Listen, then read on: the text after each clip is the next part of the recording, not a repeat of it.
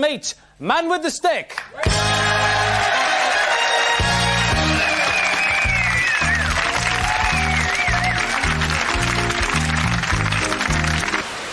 Hello to all you Doctor Who fans.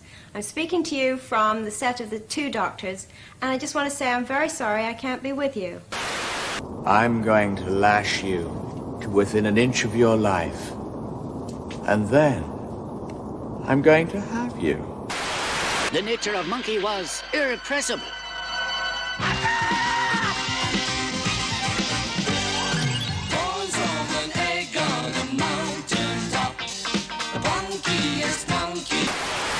I'm going to rescue her. I'm going to save Rose Tyler from the middle of the Dalek fleet, and then I'm going to save the Earth, and then, just to finish off, I'm going to wipe every last stinking Dalek out of the sky! But you have no weapons, no defenses, no plan! Yeah. And doesn't that scare you to death? Rose? Yes, Doctor? I'm coming to get you. Yes, indeed, ladies and gentlemen. Rosie's coming to get. That was weird. What did I press? How did I do that? That's the weirdest thing. I don't want to find out again because I don't know how I did it. Ooh. Anyway, Rose, yes, he is coming to get you. I think the Monday intro is freaking awesome. Right? Let me pull it up for a second. Right? Because there's this like awesome bit after awesome bit in it. One sec. Where is it? Go. That was over here. Go to video file. Doink. Go to my RFAP folder. Why is it called RFAP? Rabbi from Another Planet, dear boy. Rabbi from Another Planet. What is it? Monday intro. I hope this is the right one. I think I did a updated one, but this should have all the bits in. Let's have a look. Hang on. Well, what do I have in it? Let's have a look. Okay, start with Don't Like Monday, Boomtown Rats. Yeah, that's kind of fun. Now, yeah, this is the original version that went on a bit too long. Monkey, freaking love Monkey. Oh, but it's missing the awesome Nicola Bryant. Oh my God, can I download that? Let me see. Am I able to download that intro so I can do a commentary on it? Because it is. No, I can only delete it. I don't want to delete it. That's just pure gorgeousness. Right, okay. So you got Nicola Bryant looking just hotter than she's ever done before. And Nicola Bryant, she doesn't. It's not like she doesn't normally look. I mean, she looks stunning. Oh my God! Here, let me see if I can pull up that clip. Okay, let's go for that. We'll do video file. To go to my my external hard drive, Tati TV. Tati is my name. Is my father name, right? It's like, Dad. Tati is it's Yiddish. So that will be what is somewhere in. Well, it should be in the Two Doctors. Let's have a look at the Two Doctors folder. Let's see if we can find it. Beneath the Sun. There's a lot of weird stuff in this. Charles going to do Wavelengths interview, Robert Holmes, Point of View, Panopticon takes, Nicola Bryant, and Footsteps of Two Doctors. Inafix a hiatus report, convention. Oh, here we go.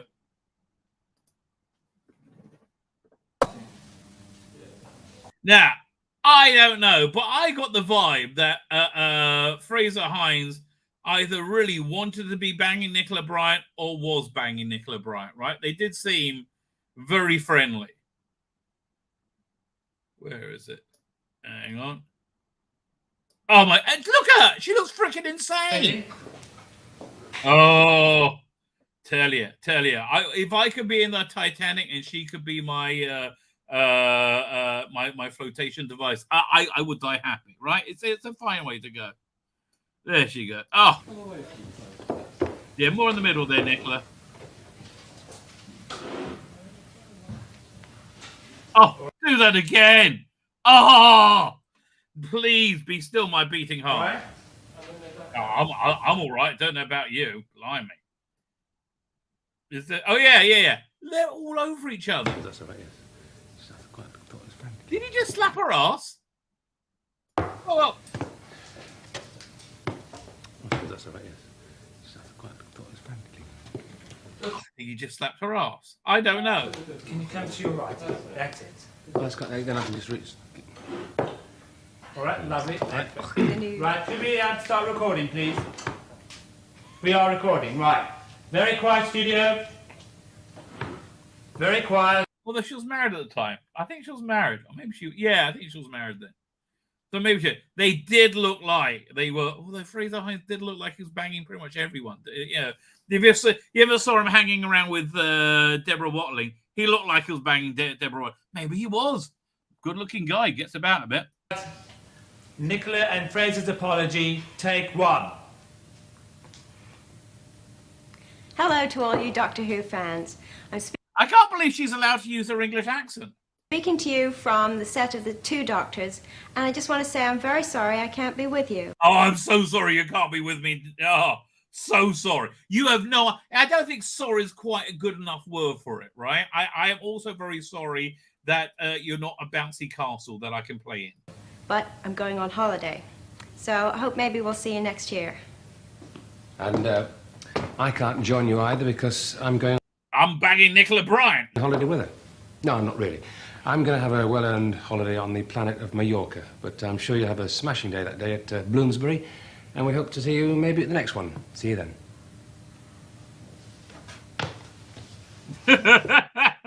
Okay, so we had that. Then we got the Red Dwarf clip. Then we got a bit of Vic Reeves. Okay, my younger son, he's in the army right now.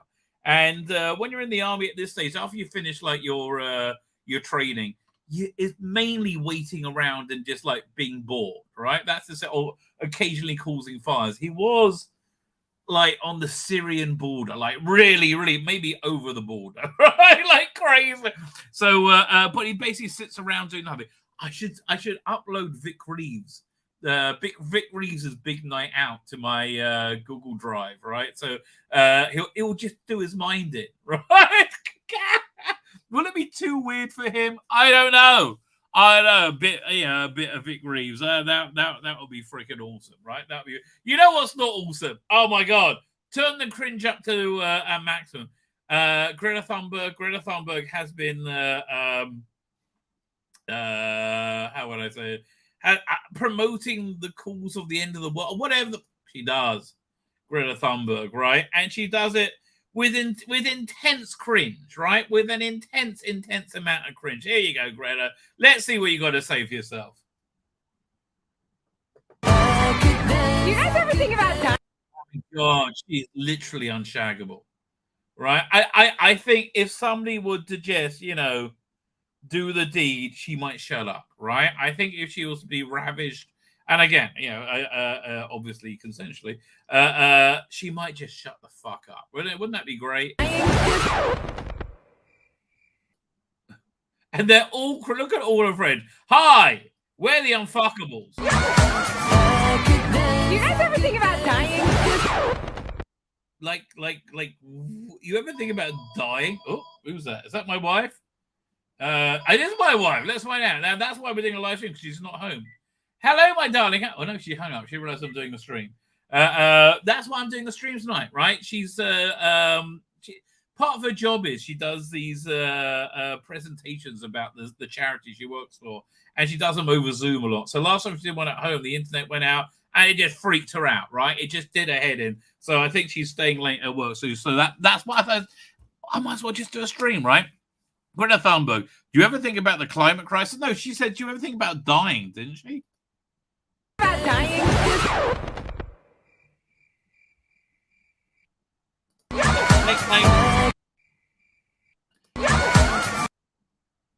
I don't know who's on her team, but like, Jesus, Greta. I mean, like you're not 12 anymore. How old is Greta Thunberg now? She's like 18? Greta Thunberg. How old is she? She's 20? Fuck me. Like said no one to Greta ever. She's 20. Bloody hell. Maybe you want to get out the 12-year-old haircut. Let's have a look at the outfit.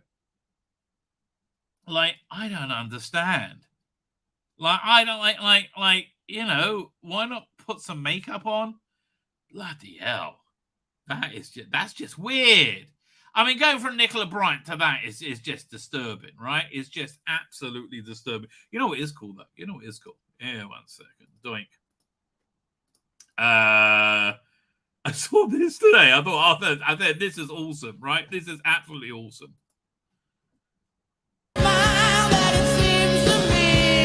Now, wait. This is a classic Evel Knievel toy. If you don't know what Evel Knievel is, mate, oh my God. It was huge in the 70s and the 80s. Everybody loved Evel Knievel. Oh, man.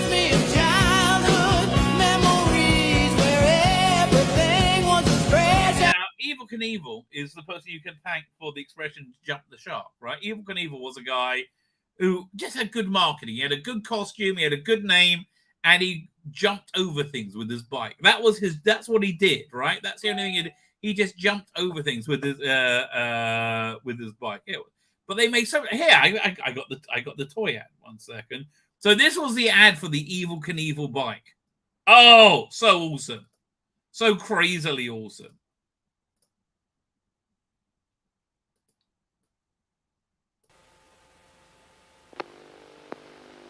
Firstly, thank you, Steve Kirsty77 at btopenworld.com. I had no idea his name wasn't spelled evil, right? It's Evel, okay. It's the Evel Knievel Show featuring the superstar of stunts. Here's Evel Knievel's Scramble Van to start the show. And revving up for action, here's our star. That's it. Oh, yes. Evel's riding the amazing tricycle. That gyro power sends him over 100 feet at top speed. Loop-de-loop. And he's not. And he had like these bendy legs that you would grasp his bike with his thighs. Through yet. Into the dragster. No, I didn't have the dragster. Full super sprint car with built-in drag chute to slow him down. Oh, so cool. I used to love those little soldiers with a little parachute you just throw up in the air. And now, the Sky Cycle. That daredevil death-defying supersonic skyplane on wheels. Yeah, I mean, there was probably an Evel Knievel cartoon. If there was, I remember there was a Mr. T cartoon. That was cool. Ah! And here he is on the super cool chopper bike with the power that can really rip. He's sensational. He's Evel Knievel. He's a knockout. He's ideal. Yeah, Evel Knievel was freaking awesome. Everybody loved Evel Knievel. That was the 70s for you, mate. Life without health and safety was actually a healthier and safer. It was a healthier and safer time before we had health and safety. This is just true. Now you go for a drive. Oh, this actually is a glorious bit of video. 1 second. Get out of the road! That's the road. I'm sorry. No, not illegal. Now, I have to tell you, I have a specific perspective on this. There's I don't know the name of here. Let's see if I can find out the name of the protester. In Israel, we call it Saint Pancake, right? Saint Pancake was a Israel. So do we have the name of the person? Israeli soldiers have depraved fun making Rachel Corrie, what's her name again? Rachel Corrie pancakes. That's what you do in the army. You're bored. So Rachel Corrie was a Palestinian activist from Ireland. Now, you should know about 40%. No, is it 40? Maybe it's like 30%. Between 30 and 40% of the women that come out to support the Palestinian cause do get raped, right? By the Palestinians, right? Because they don't realize. And then most of them get talked into keeping quiet about it because you don't want to hurt the Palestinian cause, do you? Right? So there was a house of a terrorist who killed like a bunch of Jews, right? But the policy then, I don't know if it's still the policy, it's a damn good policy, was that you bulldoze the house of these terrorist pieces of shit, right? They blow themselves up, and then they're in heaven with the 70 virgins. God, firstly, I can't imagine. You know what that's going to be like? Okay, you know what being in heaven with 70 virgins is like? Let me show you. It's this times about 8. Really? Is that what you want? I don't know. It seems like why would you? God, why? Just why? I mean, like, okay, she's wearing makeup. Can't you tell your friend out what the bloody like? You're wearing makeup. Like, she's wearing makeup. What's up with Gret? I mean, like, that is it her brand to look retarded? I don't know, and I don't mean that as insult to retarded people, obviously. Anyway, St. Pancake. She protested the bulldozer going over this terrorist piece of shit house, right? And they said, get out of the way. They get out of the way. She hid under a, like, so the guy driving the bulldozer couldn't see, and she got killed, right? And for this act of insane stupidity, she's been lauded over and over and over again. So in Israel, we call her St. Pancake. So that's kind of, you know, not that I'm endorsing violence. I had my Twitter account blown up for this, right? But I mean, like, honestly, you know what it needs to stop the Just Stop Oil thing? Doing their tactics, dress in like Antifa, have a gang of people, right? Work out where they are, dress in black, wear masks over your face so nobody can see them. And that's when they go out in the road and peacefully protest. If they were, and I'm not endorsing this, anybody, but if they got baseball bats and broke a bunch of legs and a bunch of heads, right, and sent a bunch of people to the hospital, it would end one time. That's all it needs. Maybe 3 maximum. It ends, right? Anyway, so this is a driver-putting processor with vehicle. And I don't understand why more people don't do this. I guess because they'll be arrested. Get out of the road! Yes, that's the road. I'm sorry. No, not illegal. You are killing me! You're killing her! No, she's not. She's choosing to be pushed by a car because she's an idiot.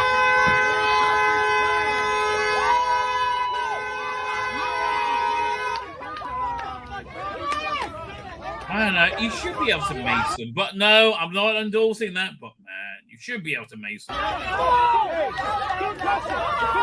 Or if the government offered immunity to anybody using any method necessary to remove them from the road, it'll all end overnight. Over freaking night, man.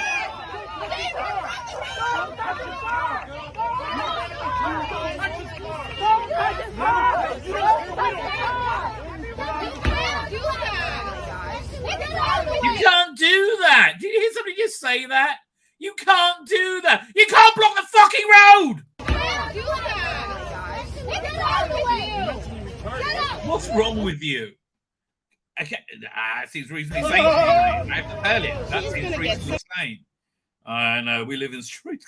Okay, let me just show you this picture I'm seeing, like, in the green room. Okay, like this insane. I don't know what to tell you. And this is the darling of the crazes. I mean, look at her. Okay. I would not take advice from that person on anything, right? I mean, how to look awful, I guess. But man, strange times. Oh, also, I was playing around with AI today to make today's thumbnail. And you know, if I was a wealthy person, like a billionaire or like, you know, 100 millionaire, this is what I would build out of AI. I'll put together a team. I will build an awesome comic making suite, right? I would have it so you could, well, firstly, I'll go to artists that are basically retired, like Brian Boland, right? Brian Boland's not doing any more sequential pages, right? Unless he really wants to for his own, but like, he'll do covers, I guess, but like, he's not doing sequential pages. Or Brian Talbot, for that matter. Kev O'Neill, go to his family estate, Carlos Equiza, right? And I would have it that you could license out the artwork style of any, like, for like $100 a month, for example, right? Which I think is reasonable. And I think it's enough that you've got to be serious about doing it to be able to do it. And the artist or the family of the artist will make some serious money. Like, if there's 1,000 people paying $100 a month to make comics in the style of Brian Boland, right? That's 100 grand a month, right? You know, and it's not a huge number, right? I mean, I think they will be like a very persuasive financial argument for it. But anyway, yeah. So you train the AI so you can have it in a whole bunch of different artist styles, right? And then you will have a page designer. You'll be able to design the page like in a little thumbnail. You'll be able to like work out where the panels are going to go. And then you describe what's in the panels, and AI would draw it, right? And it needs to be a little bit better than it is. You should be able to input images that it could copy. That are like, you know, I want this man, right? And you have a character designer, or you can have built-in characters. I mean, again, Dave Gibbons, think he's doing much more comic book work? Probably not. He's at the end of his career now, and he will probably make more money from doing this.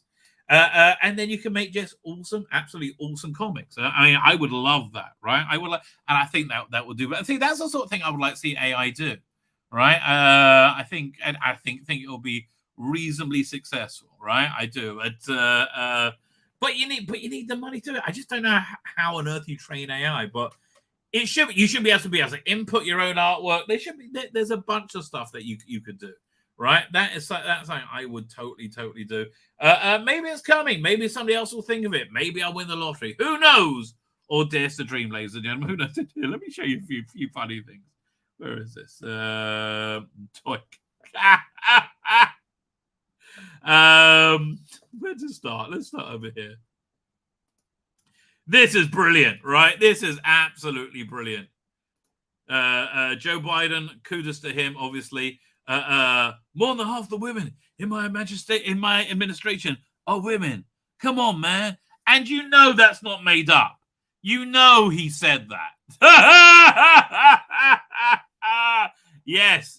I think that would be. I think that is a fine sentiment indeed, Uncle Joe. Half the women in your cabinet are women. Speaking of, and all the women here are women. Like, how? And I really want to be talking about Disney Day. How did anybody go, oh yeah, this is just a good business decision? Oh, 2 days from now, two things. It's Doctor Who podcast day, and I got to put together a podcast for that. And it's the Disney investor call. Oh my God, so many shenanigans happening at Disney, right? Like, apparently their sales department is driven by DEI. Not a good idea. Not a good idea. And yeah, that's obviously how things like this come up. What else is it? Yes, this is the state of the DeSantis campaign, right? This is 100% the state of the like. It's over, mate. It is over. Over, mate. He's not coming back, right? Vivek Ramaswamy, he keeps knocking out the freaking park. Yeah, what do I have here? This is not a hugely long clip, but this is from a week ago, and just look how good he is. I can't imagine they're going to have principles and moral authority. I can't imagine they're going to have him on CNN much more. But this is this it? Yeah. But this is incredible. If we're grounded in first principles and moral authority, that's why I'm in this race. But that's not for you or I, or certainly the Federal Administrative Police State to decide. That's for the people of this country to decide. Federal Administrative Police State? That's pretty strong. That's exactly what's at work here, right? You have a federal administrative... I mean, my God. Okay, there's a lot of IQ points in the screen right now. 98% of them are on the Vivek side. Dana Bash, I mean, either they're morons or they're liars or both. State, the police arm of that state, is for the first time in U.S. history, not only indicting a former president, but indicting currently a lead candidate against the U.S. president. That is not the stuff of the United States of America. That is the stuff of banana republics. Wow. And if there was ever going to be a case brought against a lead political rival for a sitting U.S. president, it better be locked down and airtight.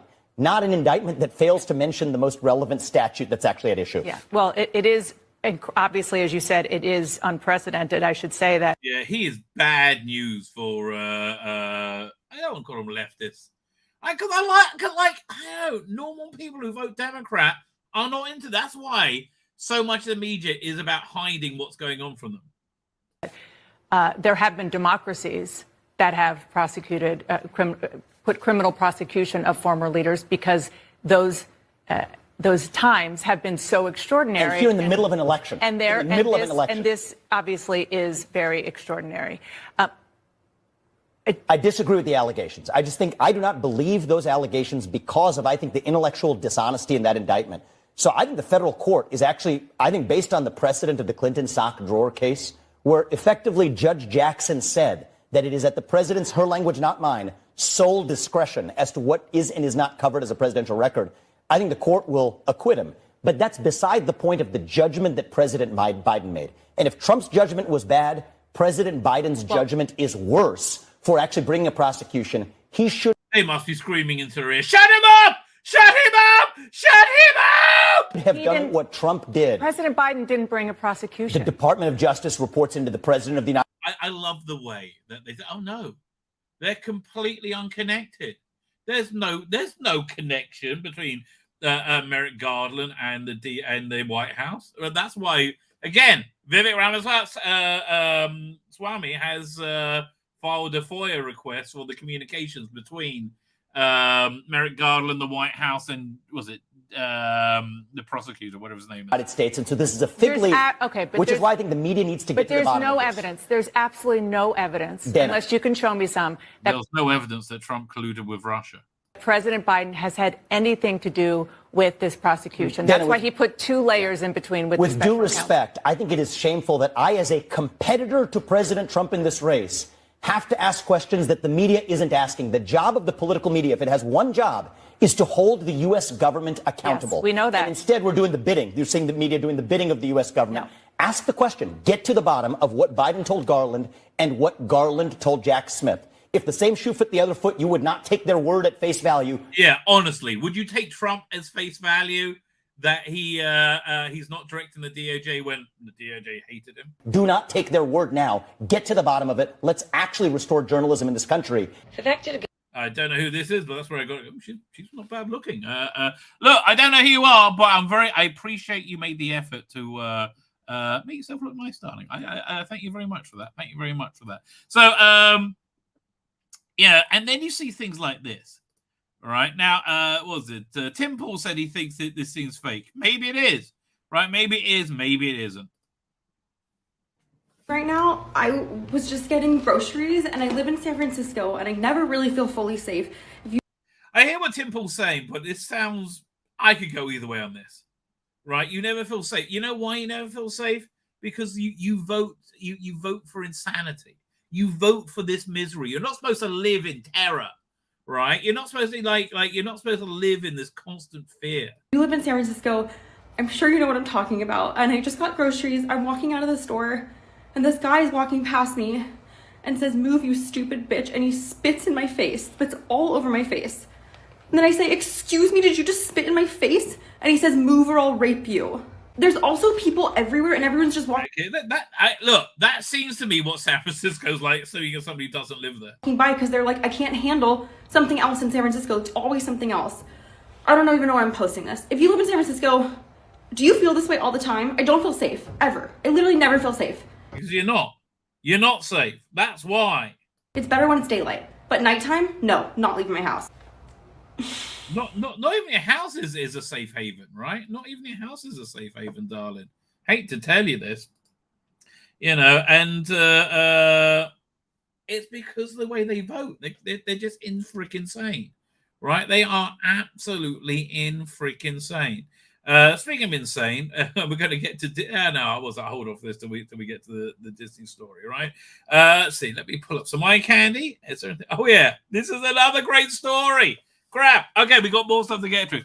This is cray. This is absolute cray. Okay, check this out. More than a third of Brits do not know transgendered women are biologically male, poll finds. That's... what? That's... I bet that's true. I bet you that's true. Do you not think that's true? I totally bet that's true, right? It's... look, there's a lot of crazy people about. Yes. Yeah, 1 second. Let me pull this up. Oh, we live in strange times. And then I'll get to the chat. Where is it? Stop screen. Share screen. Doink. 40% British have no idea trans women are actually male. I mean, trans women are women, obviously. Yeah, that's what YouTube says. More than a third of UK citizens were not aware that transgender women are biologically male, according to a recent poll. This calls into question the fundamental understanding of the cultural debate over gender. I mean, that makes sense. How many people know Yasmin Finney has a penis? That's a real question. How many people know Yasmin Finney has a penis? Right? That's just like, what do they think then? The polls carried out by blah blah blah. About 35% of popular incorrectly believe transgender women was someone born female or they were unsure. The confusion was more evident when asked about the term trans woman, with 40% of the population either being unsure or believing it meant someone who was simply registered as female at birth. Okay, fine. The NBM called out several bodies, including the BBC, which claimed it used terms with no explanation, in such as stories about transgender athletes or the debate over trans. This would explain why not everybody completely agrees with this, right? This would totally explain very strange things. Anyway, so what else? Actually, there's a couple of other things to look at. Was it this, which I thought, well, that's brilliant. 1 second, and we'll get to that. We'll get to that. Fine, let's get to this, because this is so brilliant, right? So well written, well worded. I'm so impressed with this, right? From the twats, from at best, Paul says, imagine a universe. Yes, the Doctor has the whole universe to travel in, yet he'll sooner be on Earth, forcing the world to accept the indoctrination of an ideology cult. Do you think David Tennant knows that Yasmin Finney has a penis? I bet Catherine Tate doesn't, right? Catherine Tate thought Sontarans were robots, not the monster. Not the character. She thought the actors on set were actually robots walking around. She didn't realize they were human beings in costume, right? That's a bit strange. That is a bit strange. So the Doctor has a whole universe traveling, yet he'll sooner be on Earth, forcing the world to accept the indoctrination of an ideology cult, who behind the guise of education will persistently ask children to question their sex at birth. It sounds like a monster the Doctor would be fighting to me. This does sound like something that Lex Luthor will come up with. Or did I miss the point for 6 years? I mean, this is just brilliant. I just so freaking on point. I'm so impressed with this. Leave the children to play, learn and enjoy their freedom. Yeah, look, before we had health and safety, we were healthier and safer, right? That might mean health and safety might not be the best things. Leave children to play, learn, and enjoy their freedom while they have it. Yes, they don't need to know about sexuality, right? But do not subject children at a vulnerable age to brainwashing by a cult of pedophiles. And I hate to call to be frank here, but the political tenets of the trans movement and the political tenets of the NAMBLA, the North American Man Boy Love Association, basically a gay pedophile advocacy group. They're the same. Let children choose for themselves. Let children be free. Let children decide what they want. Right? Keep children away from their parents. It's very disturbing. Like how messed up the world is. Right? It's very disturbing. Fine. Now let's get to the chat, and then we got a whole bunch of stuff to get to. Really want to get to the Disney stuff today, right? That's I've been hanging on. Hold on for that. Again, trans women are women. It's beyond me. But yeah, how many people know that trans women have penises, right? Another weird thing about the world, Boa, is this: according to the media, the ones that read are normal people. The ones on the other side in the pews are extremists. Yes, that's the messed up world that we do indeed live on. There you go. It's the thumbnail. Millie, may I say you look fan freaking tastic. in that outfit. Just absolutely fantastic. Very good. 1 second. Doink. Let me close that and that and that. Fine. So where am I? I'm over here. Let me just. Is that going? That's going. Fine. Let me get to the chat. So we have Yurik was the first in the door. Lol. Dull LGBTQ darlings. I know. They came out so well. I had a bunch of them. Right. Do I have the rest on file? Let me see if I can pull them up. Hang on. Got a Mid-Journey. Man, I've been doing well with AI art of late. Here we go. A whole bunch of them. So yeah, here, share screen. Doink. I like. No, that's from another thumbnail. They'll do pictures of Trump, but not of Biden so much. I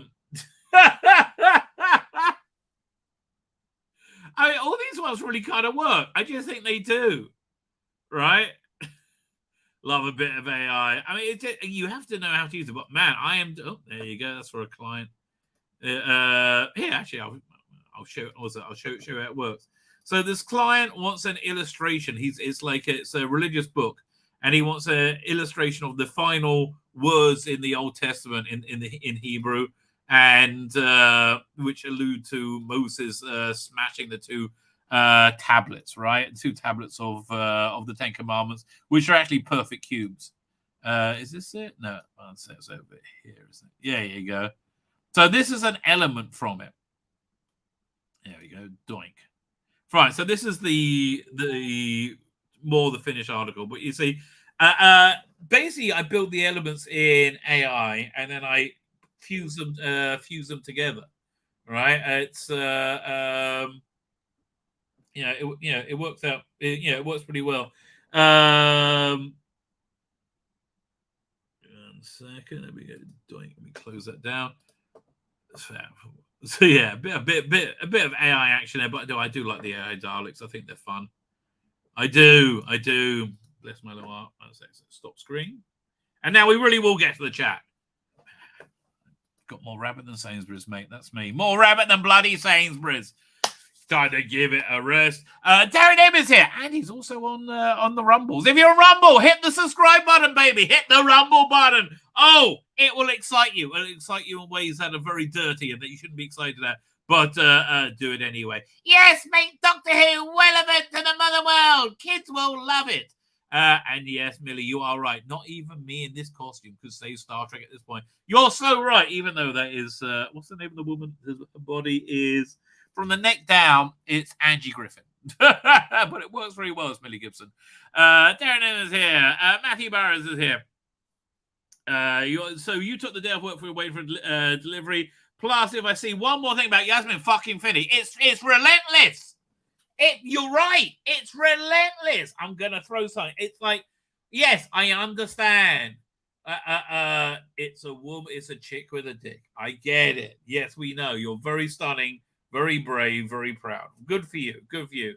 And the OT Astartes is here. How you doing, OT Astartes? How is that Warhammer movie going? Right? Anything with Henry Cavill attached to it, I have high hopes for, right? I mean, I didn't bother watching The Witcher season 2 because I heard that was awful, and season 3, I'm like, no, I'm out, right? I'm out. I kind of like that first season, though. It wasn't great, but it wasn't terrible. I'm just on the 3rd episode of Good Omens season 2. I'm like, it's something I don't mind watching while I'm having lunch. That's the best. That's I think the best approbation I can give it. So I don't mind watching while I'm having lunch. PD Rich is there. How you doing, PD Rich? PD Rich is having a massive creative spurt right now. Ooh, spurt. Which I know I'm enjoying the things he's posting. Yeah, and John the White as well. John the White's got some really cool stuff. He's been working like creative stuff. He's working on like models and things. But yeah, Jonathan Cox is here. How you doing, Jonathan Cox? Thank you for joining us. Paul Tosland is here. How you doing, Paul Tosland? Will there be a ranting guest? I'm afraid not. Although, yes. So who was it that pointed this out to me? Hang on, let me find out who it was. It was Darren Bradley, 1282. Right? Is that same as Darren? Is that Darren M? I don't know. Anyway, I really have no idea. But he pointed this out to me. I didn't even know about this. Check this out. This is crazy. So this is from a video. When was it? Like a week or so ago. This has been going for ages. So yeah, this guy's crazy, right? This guy is completely freaking. Which is like, I don't know. I really want to like clip out all his both his appearances and make a video of it. I think it'd be great, but I don't want him to kill himself, right? So like, check this out. He is both Steve Morgan Experience 7833 and Enter the Vortex 8362. So this is 3 weeks ago. This is insane, right? This is absolutely insane. How do I keep getting this alert? It's annoying the crap out of me. Is there anything I can do to shut it up? I don't know. Oh, I think fine. Somebody added me to the sorry about the Doctor Who podcast. I don't want to leave the group. I just want to make it quiet. Like, stop beeping at me all the time. Change for the conversation. No, I don't have to do this. Maybe I just close it. Maybe that'll do the trick. Who knows? We'll find out. Anyway, he's both these people, right? My challenge. Oh yeah. So he said my challenge is still there. See you next month. So yeah, he challenged me to go on the show. I said no, I'm not having anything to do with you. All right. What challenge? And look, dude, I gave you a chance. Actually, lots of chances, and you just blew it. Honestly, and this isn't trying to win an argument, but I don't think you will. I think your obsession with me is a symptom of that, and I don't think this is helping you. Go and check my Twitter. I actually published my message to you that made you break down. You think that and seemingly totally believe it was abusive attack. Just listen to it. You're having an active delusion. But the problem with mental illness is you don't think you're ill. So please get a friend or relative who you trust to look. I mean, I mean this, right? I'm not trying to be a snarky cunt. I actually genuinely mean this. So please get a friend and relative to just look over all these things, and you'll see and see if they're also seeing and hearing what you are. I genuinely hope you get into a program of recovery. Fine. So fine. Here's it. This is where it gets insane. So Steve Morgan replies, not had a breakdown, Tzvi, nor am I unwell. Well, you said you were last night. You have a condition. Okay, that's called being mental. When you have a mental condition, that's called being mentally ill, right? That's what it is, right? That's what it is, mate. Your Twitter message was after I blocked you. All I have said is the truth. No, you're totally delusional, mate. I went on your show under the proviso you will go on my. No, I didn't. I said I will check it out, and you were begged to come on my show, right? What the hell? And then you came on, screamed, and burst into tears. Ankles and the crying man. You sent me 3 messages at night about some mad theory of yours which borders on the same, so I challenged you. I'm not obsessed, darling. Okay, you're not obsessed, really. After a month or once a month or 6 months, I will check in to see if you're up for the challenge. No, you're just delusional, right? Please feel free to keep making comments about my mental health problems, which you admitted to last night, right? And if you didn't admit to them, maybe the bit where you like started to hyperventilate after saying hello was a bit of a giveaway, right? And my non-existent breakdown, I copy each one of them in a file called defamation. Okay, I don't think it's defamation if you said you're mentally ill. Fine, so then enter the vortex, which is the same guy, right? It's the same guy. Right? He's absolutely nuts, dude. I don't know why you want him on your show. He's insane. You played me the audio unk. He's nuts. He probably believes Amanda said. I thought this guy was talking to me. And you went on the show and we watched him gaping like a chicken. He's too scared. I wouldn't bother. Stick to the show we're going to do. Forget this clown. Okay. Yeah, you're fine. So it's the same guy. He's having a conversation back and forth with himself. Yeah, you're right. Just amazing me that he basically gave me Written promise that he'll do my show, then chickens out. It's not, again, I don't think you will, mate. But I don't think you can understand that. Again, you're talking to your fucking self. Both of this is you. And calling me bonkers. You understand you're talking to yourself, right? And telling me I'm wrong about my own lived experience when I block him. He stalks me. Why would I stalk you? I'm trying to keep away from you. And makes out he's some benevolent man and I have a problem. You do have a problem. Look, I may not be benevolent. I try and do the right thing, right? I honestly, if I wasn't... I don't know. This is really making me want to make a video of this because it's just great content. It is great. Just great content. He wants to upset you, Unk. Oh, this is his... So this is his fantasy nephew? Are you sleeping with your fantasy nephew? He hates his own life and needs to hurt others to make himself feel better. Dude, my life's awesome. like honestly, right now, it's here. Let me show you something. Right, the photographer sent in the pictures from this event that we did last week. Yeah, was it? I'll share them with you because they're nice, right? There you go. Boink. That's my son and his lady love. Right. Yeah, that's the throne things that they were on. But here, let's get to the interesting thing, which is me. Right? Where am I? There you go. Look at me. I look pretty good that night. I look pretty good. I clean up, and I just lost enough weight that jacket now fits. So there you go. I've lost, like, I don't know, it's still coming off. It's great. But what's this thing? I gave like a welcoming speech, right? Oh yeah, here's what everything looked like. But I showed you all this stuff, right? Man, those chocolate covered pretzels look pretty darn good. Okay, they just look good. Tables. Oh yeah. So here I'm like welcoming to the welcoming thing, and I give like a little thing about from the Bible, a little Bible talk in my own inimitable fashion. But half the crowd were Israeli, so I was calling my son up to help translate. Like he was going to translate, but the father of the bride thought I was calling him, and it worked out much better. So we managed to do this together. Yeah, dude, my life. I'm not bragging. My life is pretty darn good, right? I'm quite happy here. Let me show you. And yeah, and then then it gets to the whole dancing bit. Where is it? Yeah, there. Then we're going to put on these robes. Man, again, that's the bride's father. That dude can drink. That dude can drink. I mean, my God. I had like 2 thimblefuls, right? And I was ready to die.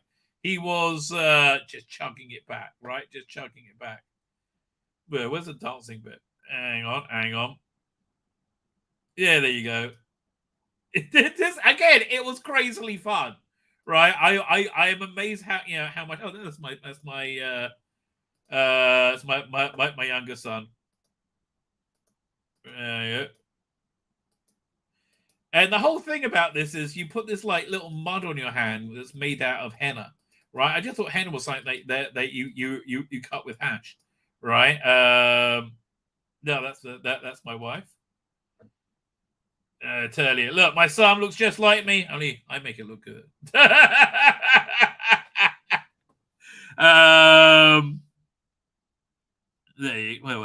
when they put the mud on their hands. There you go, and then you put this mud on your hands, and you put this little doily over it, and a fun time was had by all, right? So look, genuinely, but the sweetest pictures is my younger son and his lady love, who is they're getting engaged soon, right? They're getting engaged pretty soon. Look at them, they're so cute together. Oh, I do love that kid. He's so sweet. He's like the sweetest kid ever.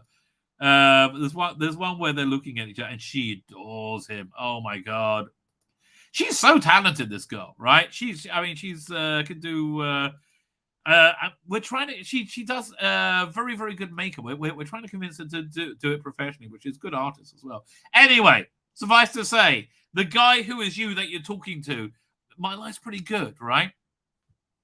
And these are, I really don't. I like making people happier than hurting them. You're a good man who cares about others. He's got no one. Sits in his basement and to avoid his wife. No, I don't. I mean, I'm literally doing this live stream because my wife isn't home. I'm like, well, I might as well talk to you then rather than talk to her if she's not here, right? I've never read any of this. This is fascinating. You saw him for what he is, a vindictive old man. Let him have the last word. It means nothing. In fact, if you don't reply, it makes it worse for him. Again, I think he's talking about himself. You're right, me. I let him I let him get to me. John, mate. Who's John? Sod what the silly man thinks. I gave him a chance to get to know a trans person. And he chose to accuse me of lies. I'll block him properly this time, even on YouTube. And then you've made another sock puppet account to stalk me. Again, bonkers make bonkers, right? But honestly, my overwhelming thought in decision making is what does God want me to do, right? And I just think it's wrong to clip it out and make a video of it. Even though I don't know. I mean, I genuinely I don't know. Right? I could go either way on that. I'm probably not. Right? I'm probably not. So yeah, no, that's a ranting guest, right? The ranting guest was me reading the ranting guest. Okay, fine. Now really let me get to that. Paul Taylor's here. How you doing, Paul Taylor? Thank you for joining us. Solar Engine, I'm pretty sure I said to you. Went out to get an Amazon gift card, and the only place that sells them is Wilco. And they're not selling them because they're closing down. Perky Perry. Very perky, very jiggly Perry. Very, very jiggly Perry. To Brian Blessed, to everybody, mate, to everybody. Matthew Burrows. Oh, I was with you. Fraser went out with Julie Christie and was a bit of a source, but he got about a bit, right? He did get about a bit. Mark Milford is here. How you doing? Is it true that Conor Baker got down to on his knees and bit Nicola Bryant on the arse? I don't know. I think I kind of heard them doing. I maybe did that at Panopticon. I kind of remember that, right? I kind of remember hearing that. Mike Freeman. I was only going to call you Mark Freeman. Mike Freeman is there. How you doing, Mike Freeman? Thank you for joining us. Rabbi says that's her English accent, but it's not as posh as when she says he's been a very naughty boy. Well, that's AI, right? That's AI. Where is that? Rabbi, you're a very naughty boy. Yes, I am. Yes, I am. And I do enjoy that. I do enjoy being a naughty boy. How dare you? Must be Greta Thunberg was showing there. Had you got down? Maybe. What climate crisis, Colin Archer? The crisis that they might not get everything that they want throughout our life. Tzvi Lebetkin, I'm sure you're not supposed to tell us if he's over the border. I don't know. But I get the feeling, what's that movie with Tom Cruise? A Few Good Men, right? Where he's in these in the Navy tribunal. He's like a Navy lawyer, right? And he has to go to in the base where what's his name? Not Gene Hackman, Jack Nicholson, nearly the same person. Jack Nicholson is the colonel or admiral, and they're wearing the whites. And like, as soon as they see them, they put on like fatigues on them. Said, "Oh my God, they might think it's something important and shoot you." It's like, do I have a picture of any of the many disasters that my son caused, which is funny. Where is it? Hang on. Use WhatsApp. Oh, man, now I've got to go on my phone to get the older stuff. That's annoying. Hang on. Go to WhatsApp. Where is he? Everything is hard. Nothing, she cried. Not in a good way. Nothing is easy. Right, here we go. Doink. Where is this? Oh, I think it's on the family WhatsApp. Hang on. Let me see if it's over there. Oh, now I've got to go on the family one on my phone. Oh, again, nothing is easy. Where is it? Is this it? Where he's burning down? Hang on. I think this might be it. Okay, yeah. Now I've got to find them in the photos on my phone and send them over to my computer. Like 1 second. Now I've got to go back through photos. Really? Oh, here it is. Where's this? Doink. So we do that one, and that one. Let's see if that comes. Oh! There we go. Share. Airdrop. Waiting. Oh, there you go. Doink. It's actually working. Have they come in yet? No. Yeah, here we go. Video file. So this is like an average day, for him in the army.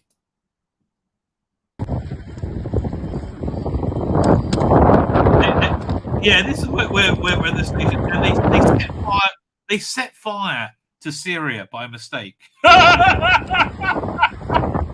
this is after they had hang on. There's some better pictures of it blazing more intently. Okay, this is proof that God exists, because there's no way Israel should be able to survive with the brain trust like my son guarding us. זה ממשיך. תאילנד בוסטר. Anyway, I digress. That's what it's like in the army, kids. I think about Greta dying every day along with Grandpa Claus. Speedy Rich. You should make that into a t-shirt. That's brilliant, right? It's brilliant. I'll see the Vogons get here, but yeah, I agree with you. Absolutely. Mine only lasted a few days. I don't know what happened, but I'm glad it did. Nicholas and Greta from yes. Oh, it's like going out from a sauna and rolling around in the snow. It's exactly it. I mean, my God, if you ever have an inconvenient erection, you think of Greta Thunberg. That will do the trick, right? That will her net worth is $18 million. Oh, get out of here. Oh, what more proof do you need that the world is in the thrall of Satan than Greta fucking Thunberg has a net worth of $18 million? Get out of here. Where are we up to? Tzvi Lebetkin has got an answer. You're pronouncing it wrong. It's health and fucking safety. Yeah, we were healthier in safety in the 70s. That really is something that we need to start talking about. Jonathan Cox is here. How you doing, Jonathan Cox? Thank you for joining us. You was watching my old videos on the channel. Oh gosh, it's the angry girl. Yes, how dare you? Colin Archer says, Tzvi Lebetkin saying that he'd do what do we do if he were rich? If I was a rich man. Yes, it is a tradition. I'm looking for a new car, strictly only 3 liter. I don't blame you, mate. I don't blame you. Make sure it's a nice gas guzzler, right? Built-in tasers. Yes. Tear gas dispensers. Yes. Fab 1. Parker is what we need to end Just Stop Oil. Okay. Somebody should do that. Somebody should, they did a new episode of two new episodes of Thunderbirds, right? They should do a new one with Parker and Lady Penelope taking out the Just Stop Oil. Oh, man, that would be awesome. Again, if I was a rich man. Sleepy Joe can't define what a woman. No one can. Disney Investicle is going to be a bloodbath. 2 days, baby! 2 days! I can't think of a couple of Floridians. I can think of a couple of Floridians, says Colin Archer, who would want DeSantis not to run for president, but remain. Most Floridians, right? Most Floridians. Martin Vincent doesn't trust Ramaswamy. He was funded by Soros. No, he's not. He's very viscerally not funded by Soros, right? He paid for the Soros connection be removed on Wikipedia. I don't know. He seems like he's very on the up and up to me, right? It seems that without knowing anything about it, that does. I hope somebody asked him about it, right? That seems like something that somebody would put on him as a slur to stop him doing well, right? But Everything I've seen him say and do, thus far, freaking perfect. Talks faster than Ben Shapiro, but not as irritating. Like, again, I understand he's my brother, like Lumsman, right? But man, Ben Shapiro gets up my nose. You know why he gets up my nose? Because he's talking about being a religious Jew while not being that religious, right? He's like, he says, oh no, I don't tithe. Well, fuck you, mate. You know, like it's like most people where I live. What made me mentally ill was finding out that they were religious as long as the wind was blowing the right way and they're in the mood, and they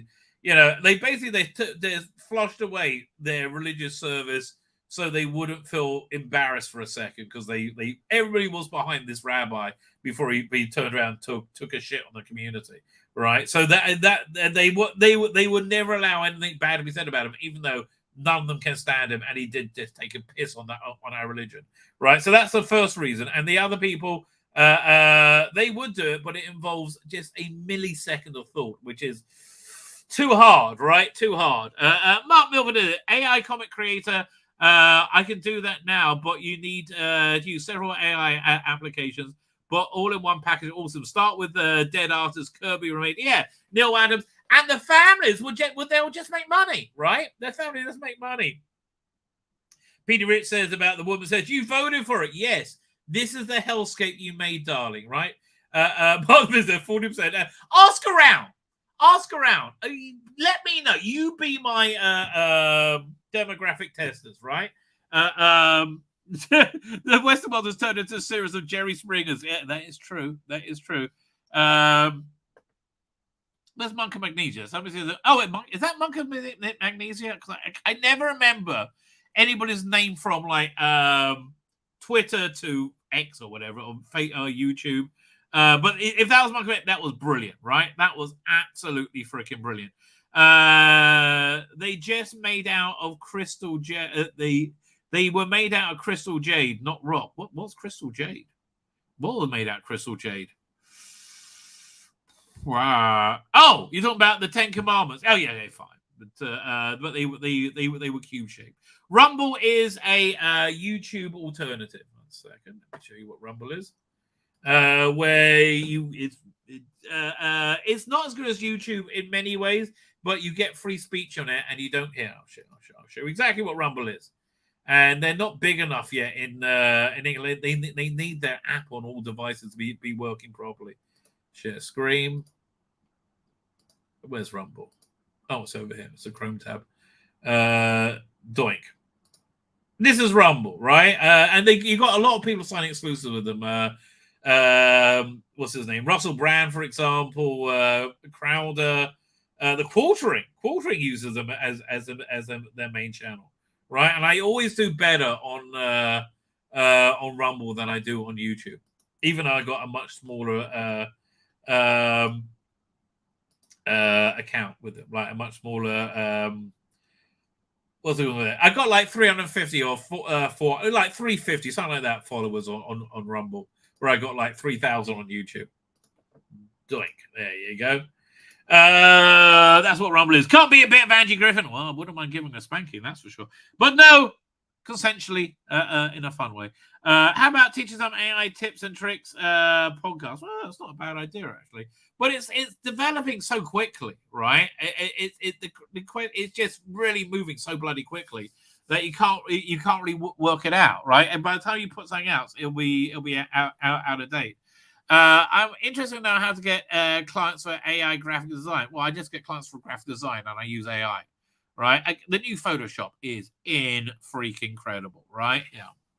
Yeah. I'll show you what that does, because that just blows my freaking mind. It's let me open up an image. Let me find an image to open up. What we got over here. Okay, a lot of the images probably won't work because they are they break the terms of services. But here, let's go with this one. Fine. Share screen. It blows my mind what this can. It just every time I see it, even I see it like every day now, it blows my mind. Right? It absolutely blows my mind. Share screen. Photoshop. Fine. So here's that sharing. There you go. So that's that DeSantis picture of him not doing that well. Right. So if you want to make that bigger, so you do use this extension tool. Right. And you can make this up like this. Doink. And then you click generate. It thinks about it for a minute. And it generates it just extends it and paints it itself. And you get 3 different choices. It's about 3/4 of the way done, nearly there. Hang on. There you go. And it gives you 3 different versions. First one looks like the best, right? Just mind blowing, like absolutely mind blowing. I use it all the time, right? Absolutely, all the time. Here, can you also do this thing where it will pick out a figure? So, will it work on this one? Or is it too dark? Oh no, there you go. So fine. Let me just get rid of everything else, and then I'll zoom in on it a bit. Let's see how it does with this, right? Because it's a bit low res. But I put my cursor over it, and I put generative fill, generate. Let's see if it does makes the rest of his body, right? That would be impressive, right? It's coming. It was coming. I thought, there you go. Isn't that crazy? And you get 3 different versions of it. I don't know how it came up with that one. Okay. 1 out of 3. At least one works. So there you go. Get us if you want to know how to AI art, use the new Photoshop, right? That new Photoshop is freaking awesome, freakishly awesome, wonderfully awesome, right? So that's what I would suggest. Okay, let me finish up the chat. We're nearly there, baby. Oh, we're nearly there. I feel the surge. TARDIS time is, hey, doing so. Hey, Rabbi, sorry about my Bond fantasy comment. Listen, it was awesome, right? It worked out. It worked out very. That guy's cray beyond cray. And thank you for ever pointing out that he had a conversation with himself. That it gets every layer of this onion that I strip away gets freaking weirder, right? It genuinely gets weirder. Fine. Who else we got? It's not defamation of character. Rabbi's got a ton of evidence that Steve Carey's mental. Well, I mean, how much more mentally unwell can you get? It is pure projection. I mean, I feel bad for him. I hope he has a nice life. Don't care to tell you. Gareth Morgan is here. How you doing, Gareth Morgan? Thank you for joining us. They wear fezzes now, only in that thing, right? It was because it was a very Eastern traditional party. It was just weird. Okay, it was weird. That's all I can do. Navy Jag, that's what it was. Navy Jag is what you do when you got a bit of spare time in the Navy, baby. Matthew Powder is here. FAB says Matthew Powder. Paul Tevia, times changed. They were determined to steamroll right over him. Yeah, they were. Actually, I do. Okay, an act of insanity, a complete act of insanity, is that there is not a permanent fiddler on the roof playing 3 times a day in Israel, right? You would just get limitless freaking punters in, right? You would, and then put it in an oldie woldie like a shtetl, make a replica of a shtetl and have the people in Fiddler be the people in the shtetl. You would print money. Fuck me. Jews around the world, they can make business out of freaking anything, right? That stereotype is true. Come to Israel, they can't make a fucking toilet seat work. It's insanely true, right? It's insanely true. Fine, we are caught up. And you know what? It is a good time to be caught up, right? It's a good time to be caught up because I feel an oncoming of elevation, and I'm not just talking about that Nicola Bryant clip. Boy, did I feel an oncoming elevation then? Oh my God! I still can't stand up too suddenly, right? I can't. And I had that trouble when I was a young lad on the tube in London, right? I'll just be on the Northern Line waiting to go home, and I'll find my thoughts drifting to Nicola Bryant and Perry, and then I'll get my stop. I'm like, I don't think I can get up now. I think I've got to get the bus from the next stop and think about Greta Thunberg. Anyway, as I said, I feel myself being elevated in many ways, but not that way.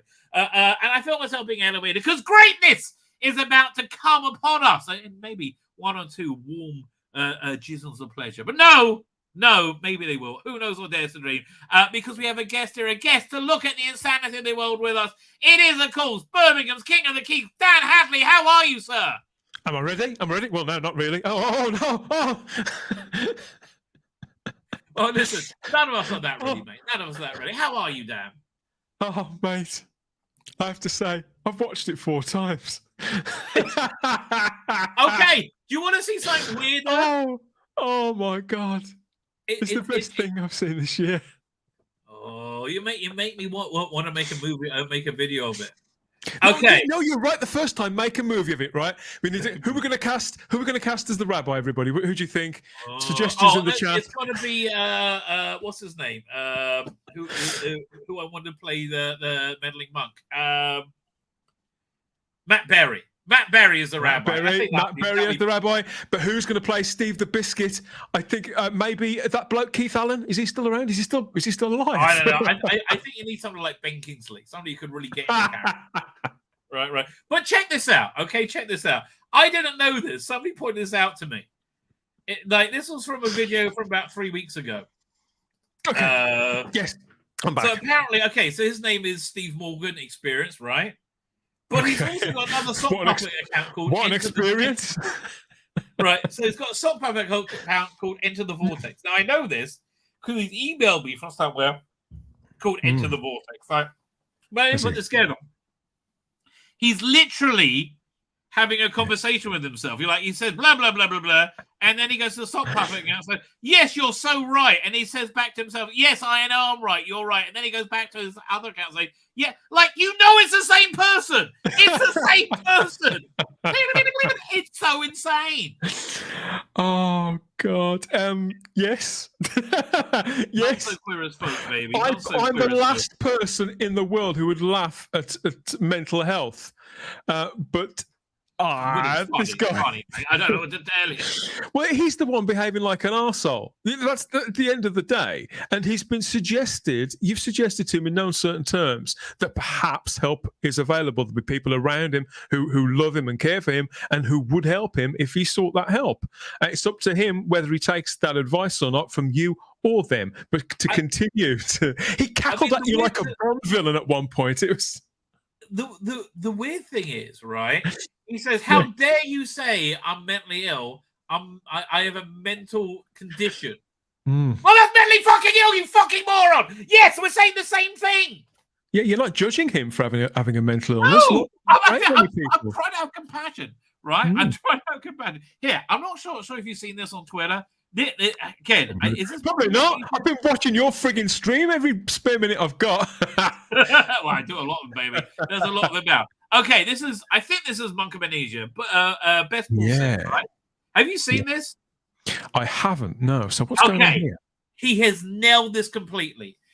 Imagine a universe. Yes, the Doctor has a whole universe to travel in, yet he'd sooner be on Earth, forcing the world to accept the indoctrination of an ideology cult, who, behind the guise of education, will persistently ask children to question their sex at birth. It sounds like a doctor. It sounds like a monster Doctor will be fighting to me. Or did I miss the point of the 6 years? Leave the children to play, learn, and enjoy their freedom while they have it. But do not subject children at a vulnerable age to the brainwashing by a cult of pedophiles. I can't. Yes, he's 100% right. I just think of that Colin Blake Baker clip where he's basically saying trans women are women. Yeah, and anybody who doesn't agree, so you have to cut them out. Yeah. Of your life. Yeah. Well, I agree with Paul for the most part. Certainly. Totally. Really nailed it. Really, really, totally nailed it. Fine. There's so many things I need to get to. Right? Are you out of Star Trek yet? Are you still into it?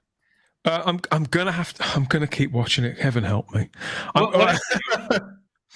But it's getting slow. I'm watching one episode now every 2 to 3 weeks. I'm weeks behind. God, it's such a shame. Really, I'm a little bit heartbroken over what they've done to Strange New Worlds. But how? That's what I don't understand. How do you you know what? And this is how I think it happens, right? I think it happens because they they got confident. They got confident in what they were doing, and they're like, "Oh, we can do it, and everything we do is going to be good." And they just went to they clearly in that first season they had some kind of self-restraint, right? So they could just tell stories, right? How about that? Just tell stories, right? Yeah.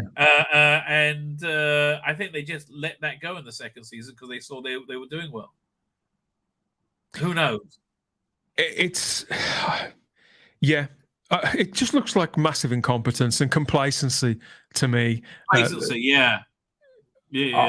I'm staggered that it's happened so quickly.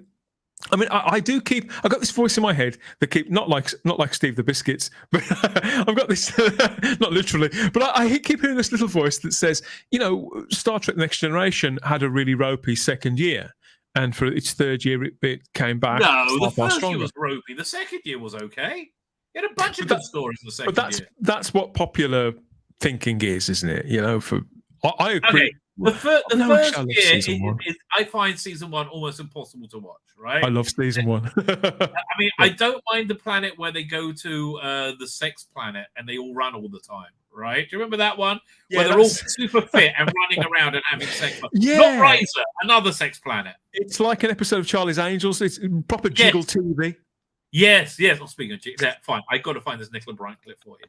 It's crazy. It is crazily hot. It really is. It really genuinely is. Where is it? Panopticon, no. Beneath the Sun, no. Where is it? Oh, here we go. Yeah, it is. This is a message to Panopticon why she's not going to be there, right? Oh wow. And this is literally the hottest I've ever seen her. I've never seen this. Right? I mean, my God! Like, not only does she look incredibly hot, but also you got a place to keep your piece of toast if you need to. I'm told to move this way.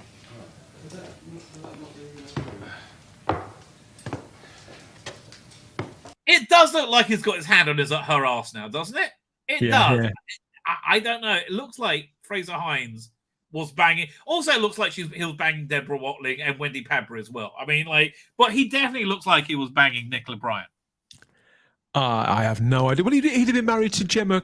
He was married to Gemma Craven at the time, and she was really hot as well. Fraser's been a very lucky man over the years.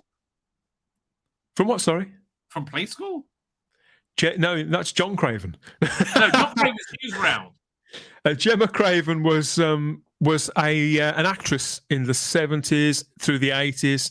She was in Robin of Sherwood and lots of other things. But you definitely recognise her face if you were to see her. And he was married to her for years. Yeah, okay. So maybe they weren't. Who knows? Well, here, once you give the message. Very quiet. Yeah, believe me, everybody there is being very quiet. I'm sure, right? The only sound you can hear is a sound of this weird of jingling change. And yes, exactly. And Fraser's apology. Take one. Hello to all you Doctor Who fans. I'm speaking to you from the set of the Two Doctors, and I just want to say I'm very sorry I can't be with you. But so sorry you can't be with me, darling. I am so sorry. It makes me sad. But again, look, I mean, honestly, that's the best I've ever seen her look, and she normally looks pretty good. It's beautiful. Beautiful young woman. Yes. Yes. He says as respectfully as he possibly can. Yeah, yes. I wasn't saying it that way. Anyway, yeah, but anyway, Star Trek Next Generation season 1, essentially a dud, right? I mean, thank God they got a second season. They even had a clip show in it. Was the clip show in the second year? That was in the end of the second year, yeah. Shades of Grey, where Riker gets Tom and Dick. Right, Yeah. but it was also the one where they had the super hot Irish travelers at some point. Remember? You remember that one, right? Where they make the fire in the shuttle bay or something, and then I do. Right. There's a lot of good about the season. Let me pull up an episode guide. Okay, fine. Oh, there are some belters in season 2. The Measure of a Man is part of season 2. Elementary, My Dear Data is in there too. Oh, there were some strong episodes in there, but generally that's considered to be a really bad season. Really? Okay, 1 second. I'm not saying I agree. Yeah, I mean, listen, let's put this to the test, right? I prefer season 1 though. I really love season 1 of TNG. Really? It's like it's its own thing. Yeah. Okay. Encounter Firepoint was cack. Naked Now was cack. Code of Honor was cack. Last Outpost was okay, right? That's where we first meet the Ferengi, isn't it? Yeah, and it was Armin Shimran's first episode. But it was like I think we were blown away by the good special effects and it being new Star Trek, right? There's new Star Trek after 20 years, right? Maybe. Last Outpost, that was the one where they had the creepy Jewish actor was a hologram selling them weapons, right? Was that them? Was that one? Don't know. You got me there. The last episode, fine, another Ferengi one. Okay. Where no one's gone before, that was the one where it was something to do with Wesley and they went. That's the Traveller. That's the Traveller, isn't it? Right. And then Lonely Among Us was there. It was that's the one where they're in like this weird blank space. Yes. Justice, I don't remember. That's the jiggly one. It is? Oh, okay. Yeah, yes, it was. Oh, the battle was good. I like that. I like the battle. I love Hide and Q. Haven, I don't remember. No, I don't remember that either. Big Goodbye was good. Data Law was good. Okay, I think they got this right. Angel 1. Was that another of the... I can't quite remember that one. Hang on. Let's have a quick look. Angel 1 is... Oh, yeah, that was a shit one. It was the that is bad. Yeah. 11001001 was the only thing that I liked about that one is they had the Enterprise in space stock, and it was they had to evacuate space stock. They had to leave. I like that special effects shot. Too short a season. Oh man, I remember that, but I can't remember what it was. That's the old bloke who ages backwards, I think. Hang on, let's have a look. It's like Benjamin Button. Yes, you're right. Yeah. I like this. There he is, right there. Fine. When the Bow Breaks, I can't remember that one as well. What was that? I can't remember. Home Soul Coming of Age was the Wesley applying to Starfleet Academy. That's right. Heart of Glory was the Klingon one, right? I like the way they had the Klingons make the make a disruptor out of bits from their uniform. Remember that? Yeah, it's good that. Together. That was very cool. That was very cool. I know there's a couple of ropey ones in there. There's a couple I'm not fond of at all. I think it's going to be one. Okay, this is much better than I remember. You got Arsenal of Freedom, which is the one I thought was over here, which I thought was the Code of Honor. Oh, well, no, I can't remember that one. But yeah, Arsenal of Freedom was good. Symbiosis, that's the one where the planet was he had a drug addict planet. Remember, he had somebody quite famous for the time. It was who was it? Who was it? Merritt Buttrick, wasn't it? He was also David Marcus. David Marcus, but playing somebody else. You Klingon bastard! You killed my son. Klingon bastard. Skin of Evil. That was where Tasha Yar died. We'll always have Paris. Not bad. Conspiracy was they built up to nothing. They should really pick up that. Yeah, it's a great episode in its own right, but it just doesn't go anywhere. It doesn't go anywhere. So that's the thing against it now. But at the time, it was like, whoa, next level. Yeah, and also the costumes were kind of naff for the first couple of years. Neutral Zone, the Romulans were back with awesome looking new ships. Was awesome. Fine. So season 2 though, it was The Child that was a leftover from Star Trek Phase 2. Yeah, Deanna's up the duff, isn't she? Yeah, that was written for Uhura. Elementary My Dear Data, where Silence of Lethal was a bit naff. Elementary My Dear Data, awesome, right? Awesome. And I did like the return of Moriarty in Picard season 3. Outraged O'Connor was fun. Louder the Whistle was fun. Schizoid Man was awesome. Yeah, I like that. What was this? I think which was Loud as a Whisper? That's the one where they had like the choir they kind of like they were getting comfortable with it there. Matter of Honor. That was the Riker on the Bird of Prey. Awesome. Yeah, that's brilliant. Yeah, that was right. And he has the Klingon captain beamed over. Just awesome. Measure of Man. Trek at its absolute finest, right? Absolute finest. And the Dolphin, not so much. Terrible. Yeah. Absolutely terrible. Times Square was kind of fun. The Royale was kind of fun. Icarus Factor. Yeah, Icarus Factor is when we first started getting... This wasn't written by, Brandon Braga, but it kind of felt like that was the template. Pen Pals was kind of cute. Data Story. Q-Who was good. Sumerian Slayer was good. Up the Long Ladder. Who is that woman who was in that? She was crazily hot. Who was a guest star? Rosalind Landor. I'm pretty sure it was Rosalind Landor. Hang on. Let's have a look. One second. Rosalind Landor, Star Trek. Star Trek.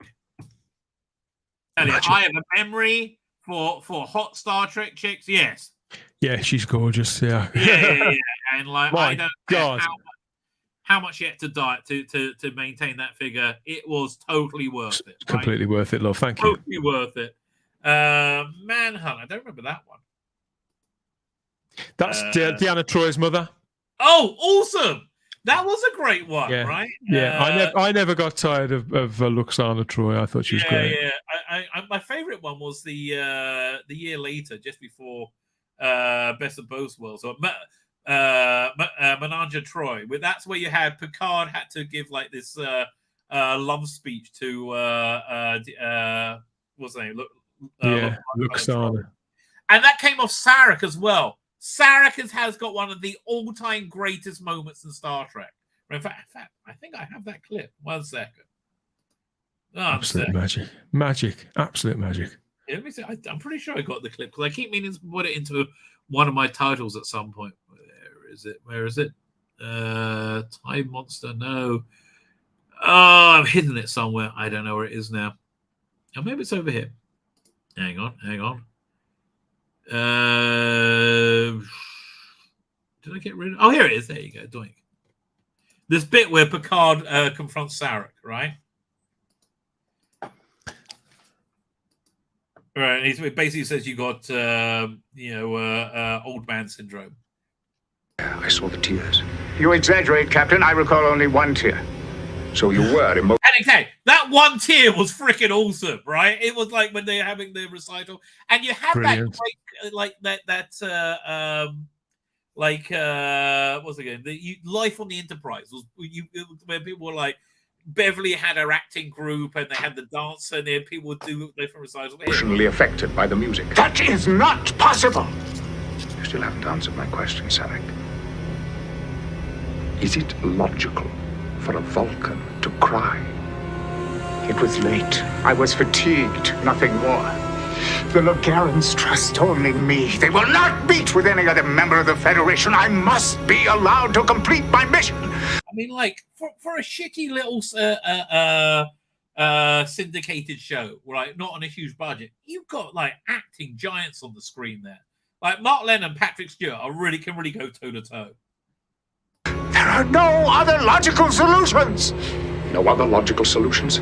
But, Ambassador, there are always other solutions. You have said so yourself many times. What I meant was that Sarek of Vulcan would never be afraid of looking straight at something he did not want to see. I warn you, your efforts to discredit me will not succeed. Sarek of Vulcan never confused what he wanted with the truth. I will not be spoken to in this manner. I hear anger in your voice. It would be illogical for a Vulcan to show anger. It would be illogical. Yeah, and then you had that whole like mind meld bit where he's like, has all this huge emotional outbreak. It was freaking awesome, like awesome beyond awesome. Well, something I am excited about coming up in a week from now, right? New Babylon 5. They just dropped a clip. Have you seen it? Is it a week? No, I haven't. I can't believe it's a week already because I've had some pre-order since they announced it. It's great. Yeah, I'm excited. So there's a minute clip they just dropped.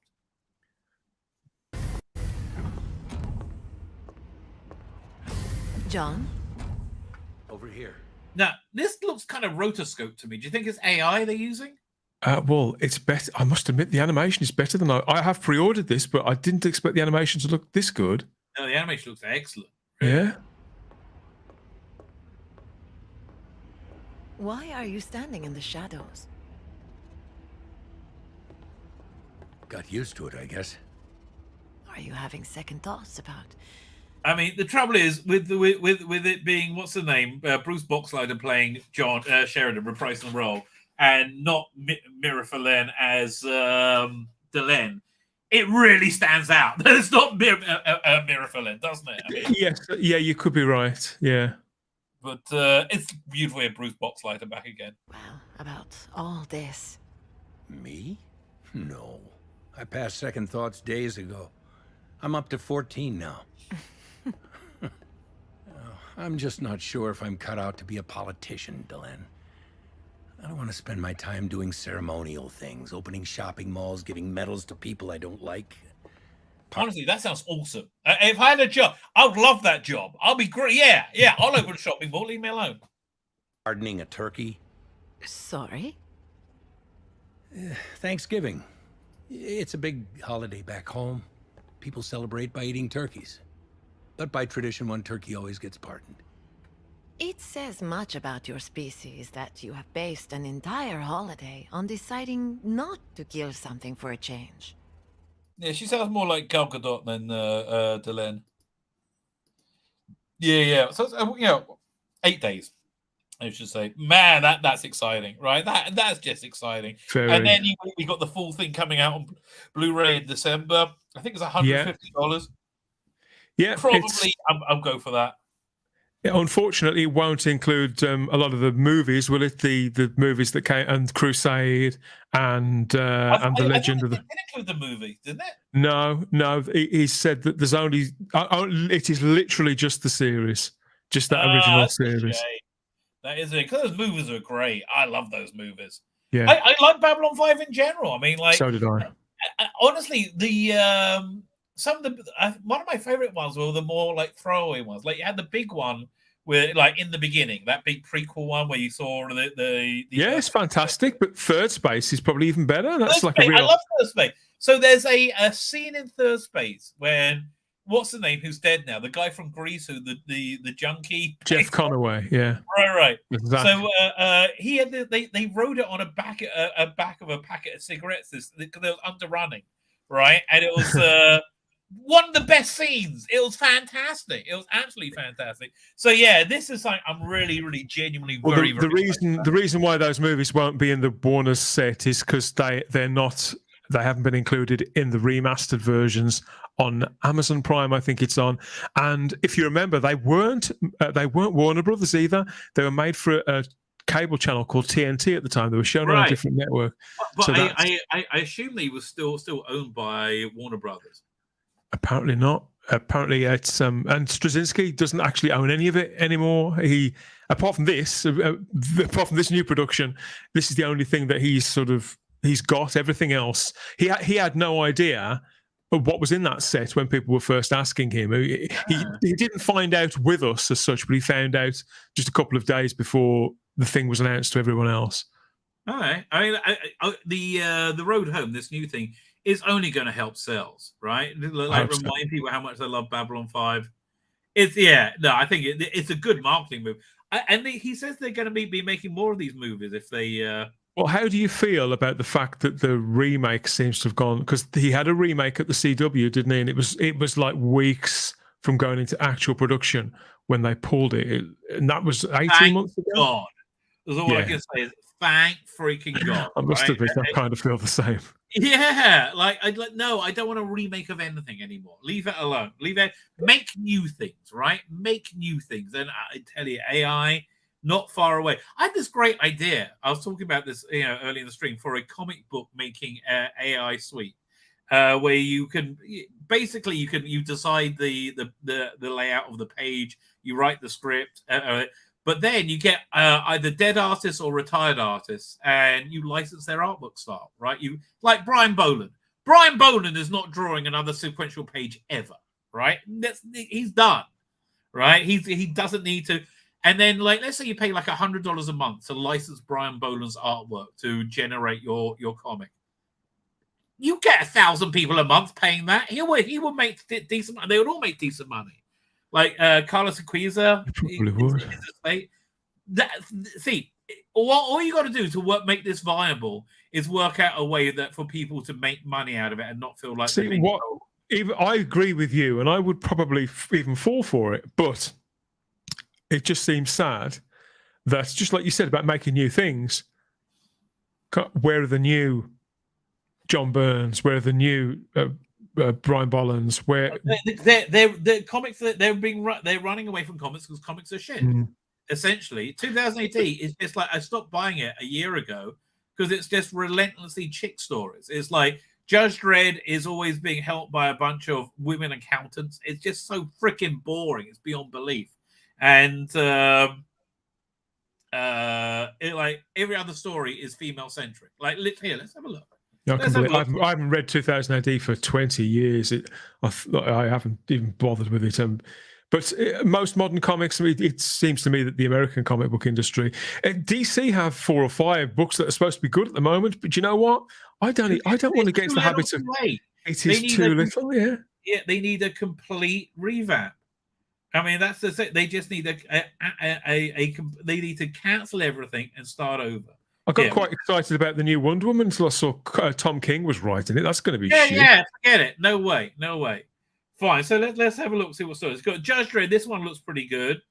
The artwork is so poor. Well, the line work is so poor. I know. I think honestly, I think this is one of the strongest pieces. So this is very Bolan-esque, right? I think this one's there, but there's and this one it's not bad. But what story is this? Hershey. Oh, it's a female-oriented story, right? And then you got, oh look, it's a little girl. Oh, how nice. And then no idea. This is like new, but it's got men in it. I'm really quite amazed. There you go. Fell through the cracks. And this again, new strip. Don't know about it. But yeah, look, the quality isn't where it used to be. So if I lived in England, I would have got the Ultimate Collection, right? It was a part work, and it had basically everything that was any good. Like I got here, you can see up here, right? I did consider buying those myself. Yeah. So this is all like the main Judge Dredd stories. It was a great part work, but it was a nightmare getting it shipped over to here. Like I had my dad, and it went to my dad's place, and then I picked up a bunch every few weeks, and then my dad died in the middle of it, and I had to find somewhere else to keep it. Didn't I have it by you for a bit? I can't remember. No, it was somebody else, right? Make more stories in the same universe. How many miniseries could we get out from just the books? What are we talking about? In the Babylon 5 universe? Oh, the books. Who wrote the books? The books look kind of good. I never read any of them. There was one that wrapped up. Was it Walter Koenig's story? There was a really good DC comic book as well that only ran for about 12 I got issues. that. Do you remember? I read that a couple of weeks ago. I've got every issue. I bought them at the time, yeah. But then they did another mini-series called In Valen's Name. I've got that as well. Yeah, that excellent. Right, they're all excellent. You had John Ridgway did the art. Yeah. Again, John Ridgway. I would pay $100 to have him a month to license his artwork out. Right, his artwork style. Kev O'Neill, his estate could again, and like people would pay for that, right? And and coloring is actually probably even easier by AI. Somebody's asking, will it be a box set? Are you talking about Babylon 5? Babylon 5 will be a box set, right? This movie is a standalone one, right? It's basically John Sheridan gets displaced in the multiverse and he goes through different versions of reality. I'm hoping then that they'll keep all the assets for that, because once they've generated things like that, creating new stories, further animated features will be considerably cheaper, which means they could get a bit more ambitious. I really hope there's a making of featurette on the disc, because this seems like very impressive artwork to me, right? The visuals seem much better than let me pull up the trailer. One sec. Do I still be here now? Well, I think I watched the trailer, and at that point I was thinking, what am I going in for here? But I just want to support JMS. I want to support Babylon 5. And when I pre-ordered it, I thought, well, if more people pre-order this, then maybe they will release a Blu-ray of the original series. And that does seem to be what's... I don't know if that was any influence on them doing it, but... They did come pretty soon, fast on the heels of it. I guess they already had them remastered. I think they saw the sales of The Road Home, which were very good. And they said, yeah, I think it'll probably go. Here, let's look at the trailer. I'm just downloading it now. 1 second. Whenever you come on, it always turns into Babylon 5 stream. No, we're excited about it, right? It looks like it's actually going to be good. I'll give me 1 second, then I'll just go to the toilet. Oh no, okay, I'll go after you. I'll wait for you. If you want to go pee? It's okay. I can tread water, mate. It's okay. No, hit play. Go on. Okay, there you go. Was there at the dawn of the third age. Oh, yeah. This is an Interstellar News Network special report. So one thing I like about this trailer is you maintain the CGI feel of the special effect, the space sequences, while it's still being in universe. And like, my God, the difference between this and the... Did you get to the Lower Decks? You haven't got to Lower Decks Star Trek yet. I watched the first season and then I tapped out. No. The Lower Decks.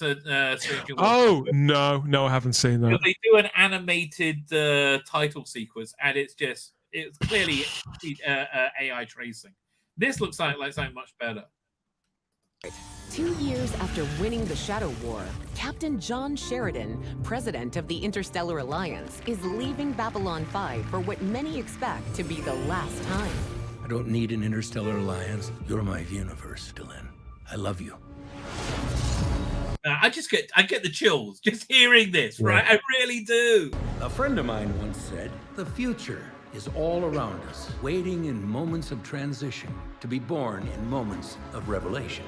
This is just such a moment. Fire this baby up. Oh, something's wrong. What kind of energy does this facility use? Tachyons. Oh, crap. Where the hell am I? Yes, I'm stuck in time. Moving between. Yeah, he loves Zathras. That's like his favorite character. He was going to be a major player in Crusade. Between timelines, universes, realities. The longer you stay out of your own timeline, the more you'll start sliding into parallel worlds. So how do I fix it? You have to get back to Babylon 5. Losing the Shadow War wasn't your fault. Wait, we lost the war? Was it Londo still alive? Peter, was it? Yeah. Is that? But sadly, what's the name? Andreas Klausters, who played Jakar, who was fabulous as Jakar, no longer with us. He died years ago, didn't he? At least we have a good view of the show, eh, Sheridan? This is Babylon 5. We are under attack. Do you know what a last stand is? You just joined one. Activate destruct sequence. I wonder if they got to play Sinclair, because that sounded pretty good. I wonder if that was... Is that Sinclair? It did look like No, he's him. dead. He killed himself. No, I mean, in the animation, is that Sinclair? Oh, totally. Let's go back. That's totally Sinclair. Wasn't your fault. Wait, we lost the war? On the positive side, at least we have a good view of the show, eh, Sheridan? This is Babylon 5. We are under attack. Do you know what a last... Yeah. Yes, it is, yeah. And there's Garibaldi as well. Like Garibaldi, yeah, man. He's brown bread as well. We are under attack. Do you know what a last stand is? You just joined one. Activate destruct sequence. Destruct sequence? Are you feeling all right? This isn't just one of those I'm having a bad day things. I am totally in a mood to blow some stuff up. Everything ends. Oh, I love the shadow ships. Oh, they're so good. I'm not afraid. Bring it. John? Stay back! It's happening again. I'm coming unstuck in time. Zathras won, but no one listens to Zathras. You look like someone in need of a friend. Yeah. I can't wait. I've ordered the Blu-ray, but I'm now thinking maybe I should have bought the 4K. I don't have a 4K player. I will probably download the 4K one, right? They still have, Conrad says, Ivanova, but they really fell out in the last season. Yeah, I can't remember exactly what happened, but they did. They became wanted to do like a couple of episodes less, right? And so she can go and do a movie. Didn't she appear in a couple of Mucky books as well? No, only in my fevered imagination. She did play a stripper in a very good sci-fi movie called what was that movie called? The Hidden, I think maybe. It was fantastic, right? It was absolutely fantastic. So you got Lenier still alive. What's his name from Lost in Space? Londo Minari, Lita, and Lochley. Is Lochley going to be in it? And also you got Sheridan, right? Sheridan and who's Cole? I can't remember who Cole was, but no, it's The Hidden. It was great, right? She was going to be 7 or 9, but it fell through. Who was going to be 7 or 9, but fell through? Because I'm really glad that what's the name plays 7 or 9. Jeez, I remember when I first saw her in the 7 or 9 costume. I was like, whoa, that's what she's wearing. Okay then, Ivanova. Yeah, She was you just bailed on Voyager. You think, maybe I'll carry on watching it. I never thought Ivanova was attractive. I don't know why people love her so much.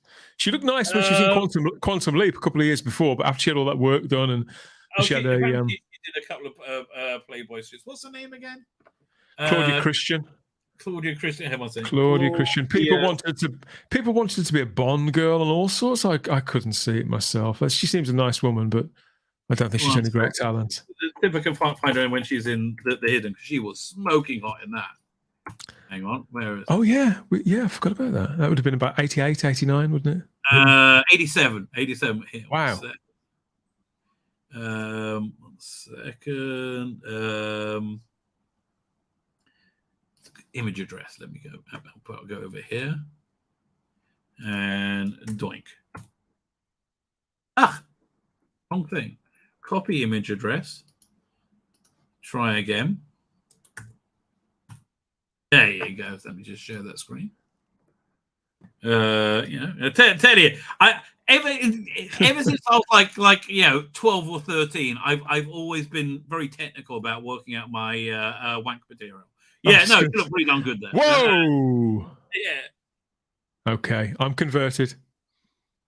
Did the trick, right? And then the apparently, so I can imagine. Yeah, she did a couple of Playboy shoots. Yeah, that's ridiculously hot. Yeah, fair enough. I stand corrected.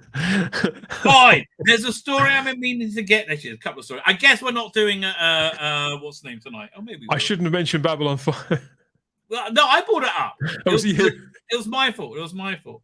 Right. But this is the story I've been meaning to get to. About how Disney whistleblower claims company systematically persecuted conservative, also compensated employees based on how woke they virtual signal. Now, I assume this was the creative department. No, they were talking about the sales department. Really? Absolute insanity. The investor call is in 2 days. There's going to be, I can't imagine what's going to happen. Right? So anyway, let's read this out. Okay. The Disney whistleblower claimed, this is all over WDW Pro, right? That's a great source of stuff. That's, what's the name? Cloudfish TV, I think. Or the Yes. Yeah, they are, yeah. So a Disney whistleblower claims that the company required employees to keep diversity, equity, and inclusion virtual diaries that determine whether employees would receive promotion, raises, and even keep their jobs. The whistleblower also claimed that the company systematically persecuted conservative employees. Right? I mean, like, looks like they look. Oh yeah, wouldn't you like to see a huge class suit come against Disney now? No, but like that's the last thing they need. Yes. So the whistleblower supplied a number of documents to YouTuber and Scuba WDW Pro. Said it was our understanding that that at Disney since the summer of 2020, many employers of the company were required to maintain their various virtuous actions within diversity and inclusion, and that the diary of their good deeds was part of maintaining their job security. But not only that, but in fact, it was also tied to their job compensation, if you can believe it. It makes sense, doesn't it? It does. I mean, look, this was a insane company-wide crusade, right? There was nothing about making good financial decisions. Just look at the output of their creative, right? What have they done that succeeded? Nothing, because it's all the same kind of crap. I mean, who thought Phoebe Waller-Bridge would be a good indie replacement? Like people going, what's his name? Guardians of the Galaxy guy? Yeah, him. Phoebe Waller-Bridge. Are you out of your mind? I mean, like, no, you don't understand. We're going to make indie feeble and depressed and miserable. So that's why it's going to work. Oh, I understand. You should have said, yeah. It's shock. And you know they're lying out their ass about their costs and their income, right? If they made a 1.2 billion loss this year, and that's what they're admitting to, it's probably like a 6.7 billion loss, right? It's like ridiculously higher. I know The Little Mermaid did sort of find an audience in the end, but it wasn't anywhere near the success that it should have been. Whereas they've got yet another turd right now in the pan in the Haunted Mansion. Is it they've done? Oh, how many more? Well, yeah, exactly. The Marvels is yet to come. How many more stinkers can Disney, Disney, afford? Everything they have coming out is going to fail, right? Because everything was built in this time of insanity, right? It was just like. Did you see about the Lion King? They want to. They want to make an animated remake of the live action remake of the Lion King. Remake the remake in animation. Or maybe just like foster an air of creativity. Anyway, astonishing. We're talking about bonuses that you might not receive if you went afoul of La Tondra Newton, the prior chief diversity officer of Disney. If you went afoul of her belief system, right? So if you had a Trump bumper sticker, forget it. Yeah, you're screwed.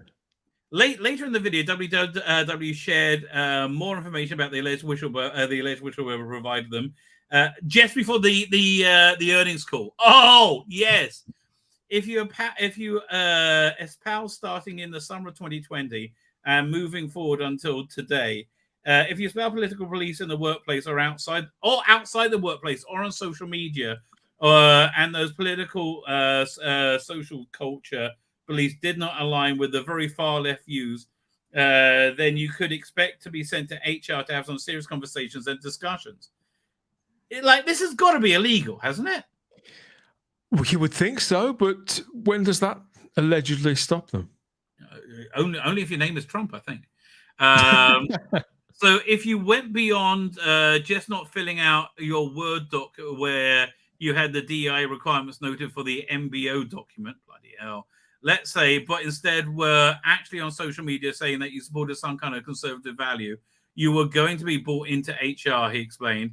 And in doing this, the Walt Disney Company seems to have eliminated the vast majority of their conservative employees and turned the company into a monolithic kind of state where everyone there is either far to the left on the spectrum or they are moderate or conservative in hiding. Yeah, crazy, right? So the whistleblower says that if you had known what working like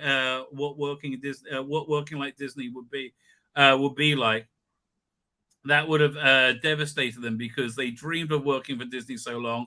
Once they received the job, they actually worked at Disney. That it was a nightmare, and I guess if you're super left and weirdo, like that bloke Steve would fit in just fine, I think. And that's the sort of person you have making decisions at Disney. Steve exactly. Yeah. That's 100% why. Once they received, they had to do these things and tied to their pay.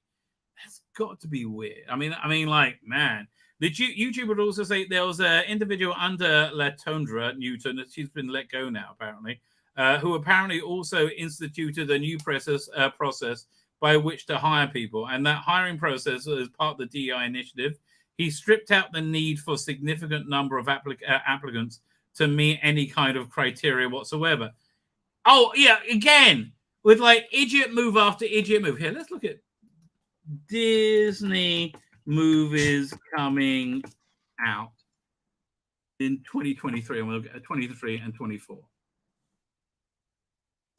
And 2024. They got Rogue Squadron there? No, that's not coming out. What's coming out? Fine, let's have a look. Haunted Mansion, Marvels, Ka-Ching, Indiana Jones Style of Destiny, Elemental, Little Mermaid, Ant-Man and Wasp Quantumania, that was a flop. Yeah. And it better pretty much everything else. Peter Pan and Wendy, I tell you, remember that. It went straight to Disney Plus, that one. Well, there you go. Yeah, all of these massive failures. Guardians of the Galaxy 3, that did okay. Coming out in 23, 24. No, that's Rebel Moon. That's on Netflix. I'm kind of looking forward to that, though. Even though, let's see, coming out in 2024. We'll just do this. They don't have the hope of anything being good. Deadpool 3. That strike of desperation. That'll be good. Snow White, really? Are they even going to make it? That looks like it's a walking PR nightmare. Yeah. Then you got Captain America: Brave New World. There is no. It doesn't matter if it's good. No one's going to go see it. The Marvel's over. No one's going to go and see a Captain America movie that hasn't got Captain America in it. It's that simple. Who's in that one? Harrison Ford, Anthony Mackie. Yeah. None of these people are like Harrison Ford is clearly like a character actor in it, but like they can put whoever they like in this. It could be directed by Stanley Kubrick, and still nobody would go and see this movie. Apparently there's a new Falcon there because Anthony Mackie. Who cares? Like who cares? Thunderbolts again. Who cares? Lion King spin-off, Inside Out 2. Yeah, good luck with that. None of these are going to do well, right? They have no hope of a hit. Maybe Beetlejuice 2. I don't know. But they essentially got no hope of a hit from all the tentpole movies. Beetlejuice 2 is with Disney as well, not Warner Brothers. Sadly with Disney. Bloody hell. An untitled alien film. I thought it's called Alien Prometheus. Or was that the TV show? The Alien? No, I don't think there's a TV show and a film coming, isn't there? But I've not heard a title for either of them yet. I think the hang on a second. The movie is being filmed. In fact, I think it's probably finished filming. What's it called? What's the name? Alien. Oh, not Covenant. Alien movie coming out. What's the name of it? Alien TV show. What's it? Series. It's by the guy who did Noah Hawley, who did Legion. Yeah, who's normally very good. Romulus or something it's called. I can't remember. Yeah, that does ring a bell. I think that's the film, though. I think that's the new movie. 1 second. Let's see if this is Variety. Alien series in the works. Yeah, what just Noah Hall. I'm glad here to remind me of his name. Hawley Alien series. So this will be on Disney Plus internationally. So they released the cast, but I think I saw a. I thought I saw an image for it. The time is running out for them to do a proper Alien 5. I know Sigourney Weaver looks like she's in good health, and she's well into her 70s. If they want to get her to play Ripley one more time, I think I think that'll be a mistake. Will it be? I trusted what's his name? What's his name, guy? District 9 guy? Yeah, that's him. Neil, why? Whatever his name is. Why? He did one good movie and then cack after cack.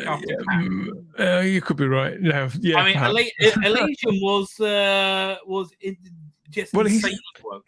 He seemed to have vision for it, and he had vision. But as soon as he moved on from District 9, everything was garbage. Right? Did he do the RoboCop remake? No. I don't believe so. I think he was. Oh no, he was on board. No, that's another project that he was involved with. A RoboCop direct sequel, about 3 years ago that he's also dropped out of now.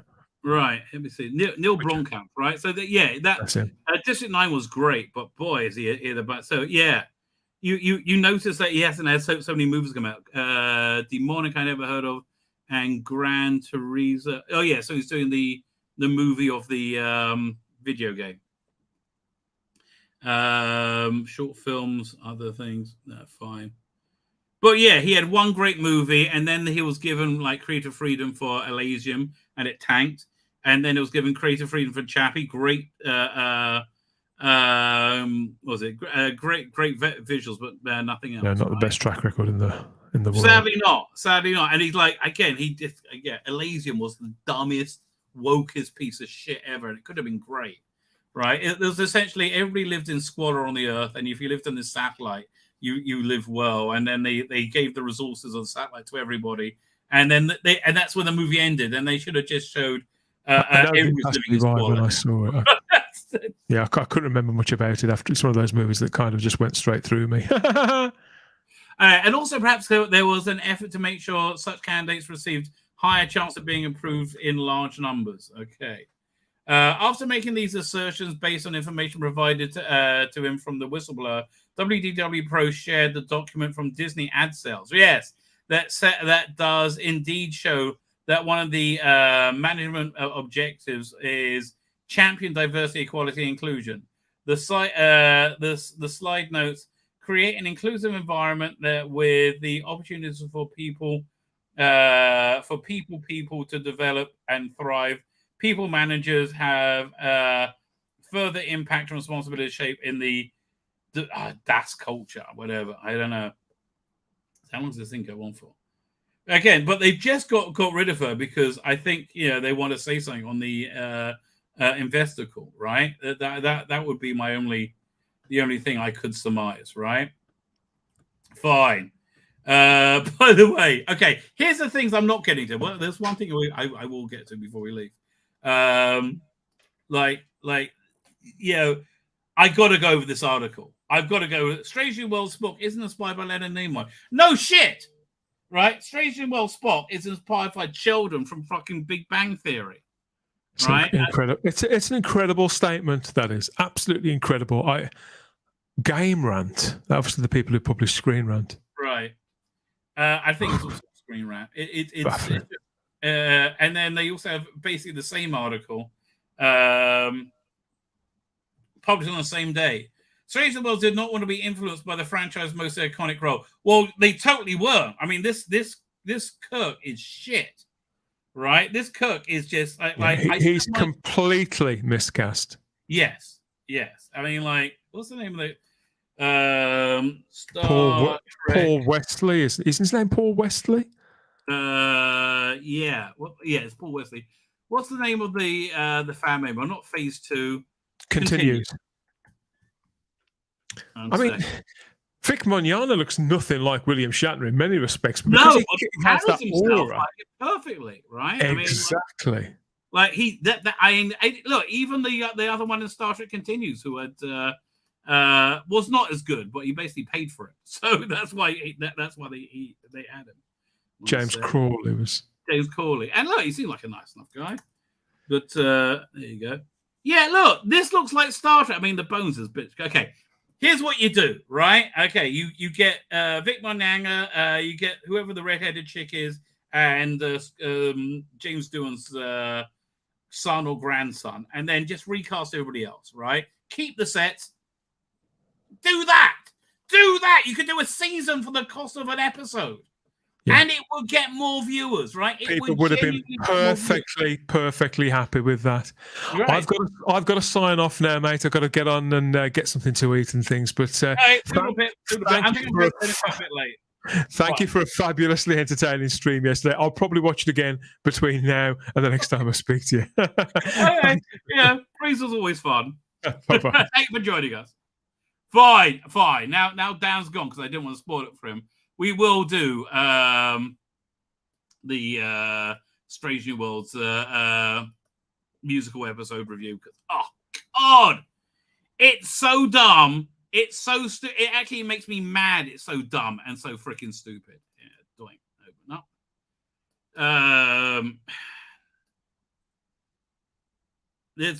There's nothing I can possibly recommend about it. So the problem with this episode is this, right? The problem with the episode is this.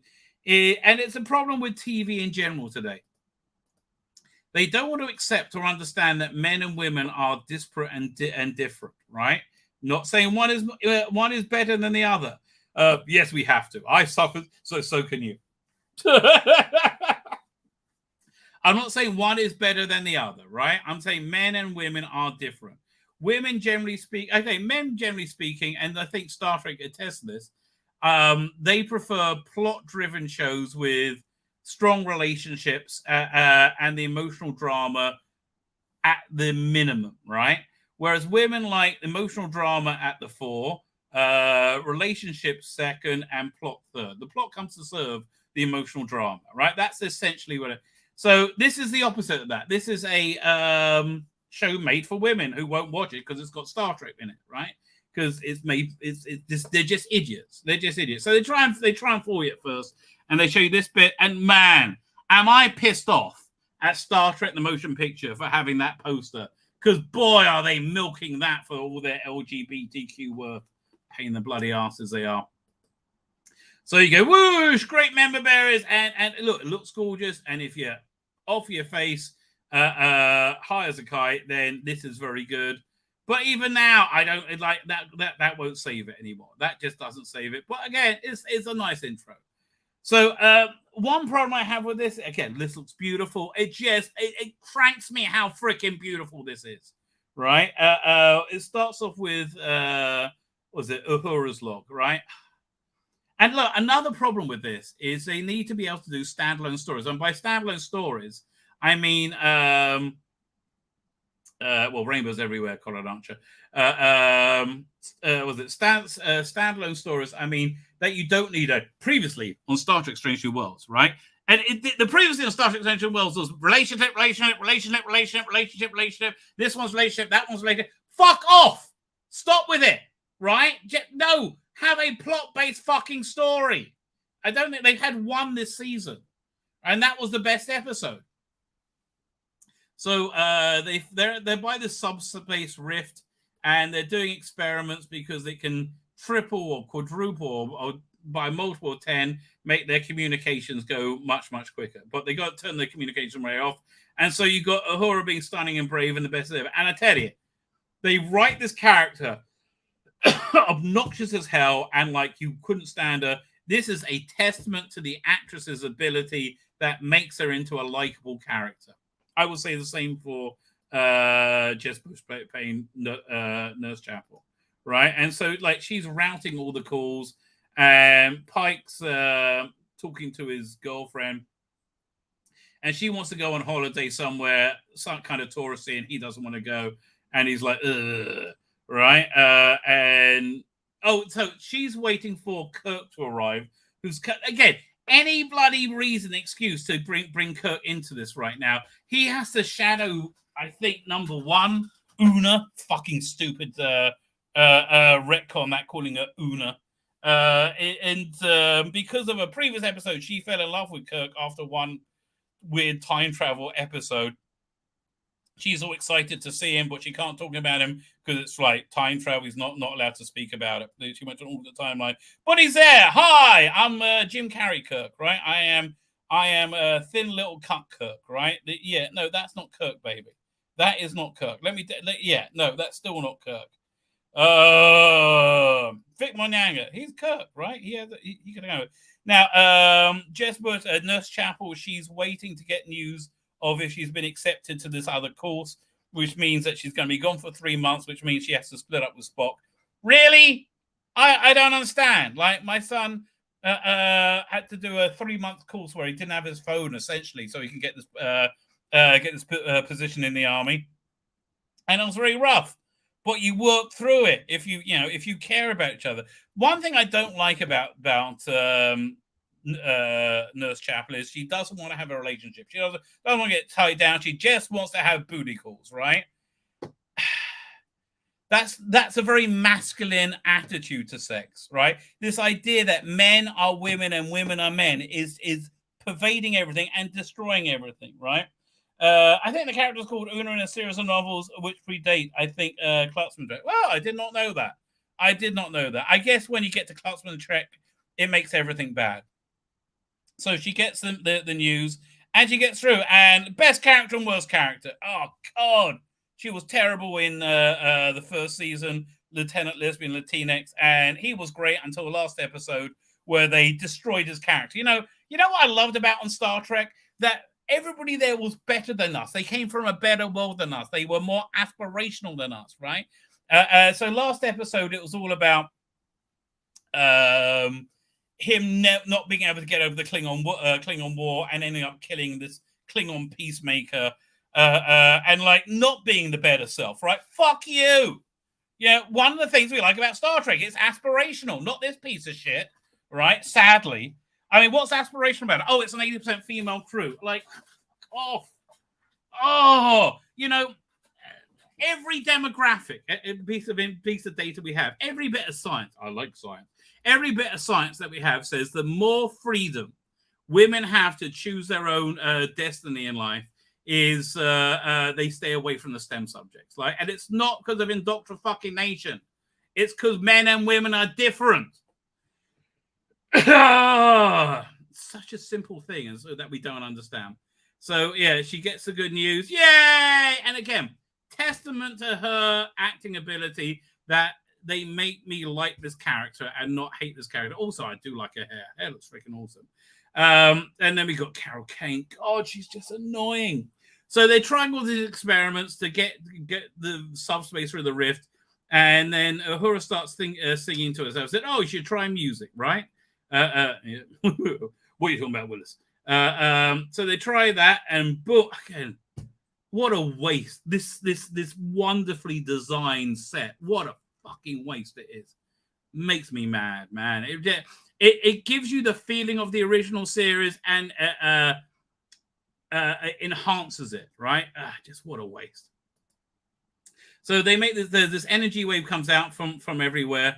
And goes all across the ship. They're like, whoa. Then Spock starts singing, all things are going on in the right parameters. And they're all singing, and they're like, where's that music coming from? We can't hear, right? And everybody joins in the song, and she's like, I'm the pilot of the ship. I'm the bestest ever. Fuck off. Oh, God. I mean, you have an 80% female crew, and no one's written like a fucking woman. And again, they do a big song number, and Christina Chong, she likes a bit of singing, and they're like, well, what's going on? So then we get the titles, and the titles again, it's like silly titles where it's done to an not music. I think there's an Acapulco singing background. Annoying as fuck, right? Just annoying as fuck. Which is everything this show is, annoying as fuck. So they're trying to work out what happens, and we get like an info dump. They think it's a rupture to a parallel universe, which is made out of musicals, right? Where everything is a musical number. Fuck me, it's so fucking stupid! I feel my brain cells burning up in anger. Just hearing so they were in the musical universe. It's seeping out to their universe, right? The laws of the musical universe. When I say musical universe, it's literally musical. They live in a world where people burst into song at any second, right? And so they say, yeah, we think we can close up the subspace fold like a zipper, right? So they try, and Kirk's they're doing it. By the way, a nice touch. Look how I love how far up the Jeffrey tubes go, right? That's really freaking cool, right? But like those little spindly legs, and they start singing again, and they're like dancing and singing, blah blah blah. And Christina Chong is like, oh, I don't know what to say. I like him. And then she starts having a song to herself. Oh, if only he knew. Oh, I can't tell him because it's from a alternate timeline. I'm not allowed to tell him about time travel, and that's a watch from it. And I just imagine being with him forever. I mean, like, it's a very unconvincing love story, right? They found a hole into the Buffyverse. They're trying to copy it. Okay, why did it work on Buffy and fail completely here? Because Buffy is one of those weird shows that really was a masculine show for women, which is, I think that's why it had a broad fan base, right? And they built up these storylines for about 2 or 3 years over 22 episodes a year, not 20 seconds. There wasn't one episode on this emotional resonance. No, they built something up, and it actually had a point. And it was, far, far, far better written. And it was original. Buffy wasn't ripping anybody off doing it. They were original doing this. This is just a piece of shit ripoff, right? And they like singing. They all want to be on musical theater. So she tells the captain that, look, this is a... do you remember when they wanted to go back in time in the 60s, they would slingshot around the sun to build up speed, to go so fast they would they'll go back in time. And now how do they go back in time? Time crystals. Time crystals. So yeah, she says it's like it's a security breach because you're just going to start venting your innermost soul, and you don't want to do that, right? It's going to be bad. And so they're getting ready to try and seal it up, and it goes badly. Of course, it doesn't work. And then what's the name? The captain's girlfriend calls. And it's spread via subspace, like the entire subspace now. So she's singing as well, right? They do a duet together, and it's not bad. It's not bad. It's just stupid, right? What's the order from Voyager Endgame? The subspace fold, probably. Everything's stolen from somewhere, and so they're trying to work out what's going on, and they say, like, yeah, this is spread everywhere across the entire subspace network, and so she's like, I got to tell him about going back in time with him because they stole that from Endgame. I got to tell him about going back in time with him, otherwise I'm just going to blurt it out and sing it, right? And so then enters another song, which just annoys me again. And some reason they turn off the gravity in their cabin so they can like float around together. Okay. So then she's working again with Kirk, and she's uncomfortable. And they got to beam in particles to test out this idea. To test out this idea of how to stop this spreading. Tzvi Lebetkin and Soda Ranger. Dave Cullen dropped a link to a piss take where somebody had set clips to Star Trekking. Oh, I got to see that. Yeah, 1 second. Let me see if I can find that, because that'll be Star Trekking Strange New Worlds. Let's see if that comes up. No. Strange New World parody.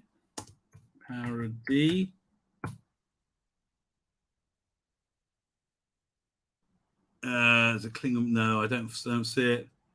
Ups and downs. Sadly not. I'll try. Is this it? That's a video for Star Trekking from 17 years ago. Blimey. Okay. All right. So anyway, they're working together to get these particles, and they beam it down to Spock, and he senses some tension. Oh, fine. Hang on, PD Rich has it. Let me just hang on a second. Hang on. Let me download it. I think we might need to have a palate cleanser.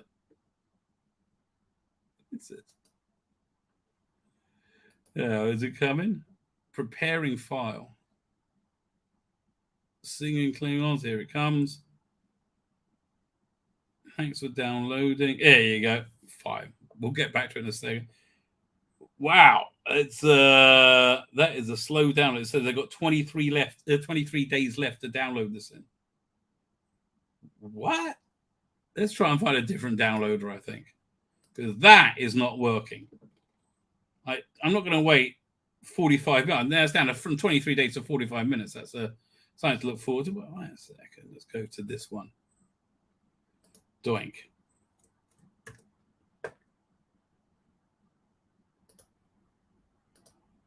Okay, get link.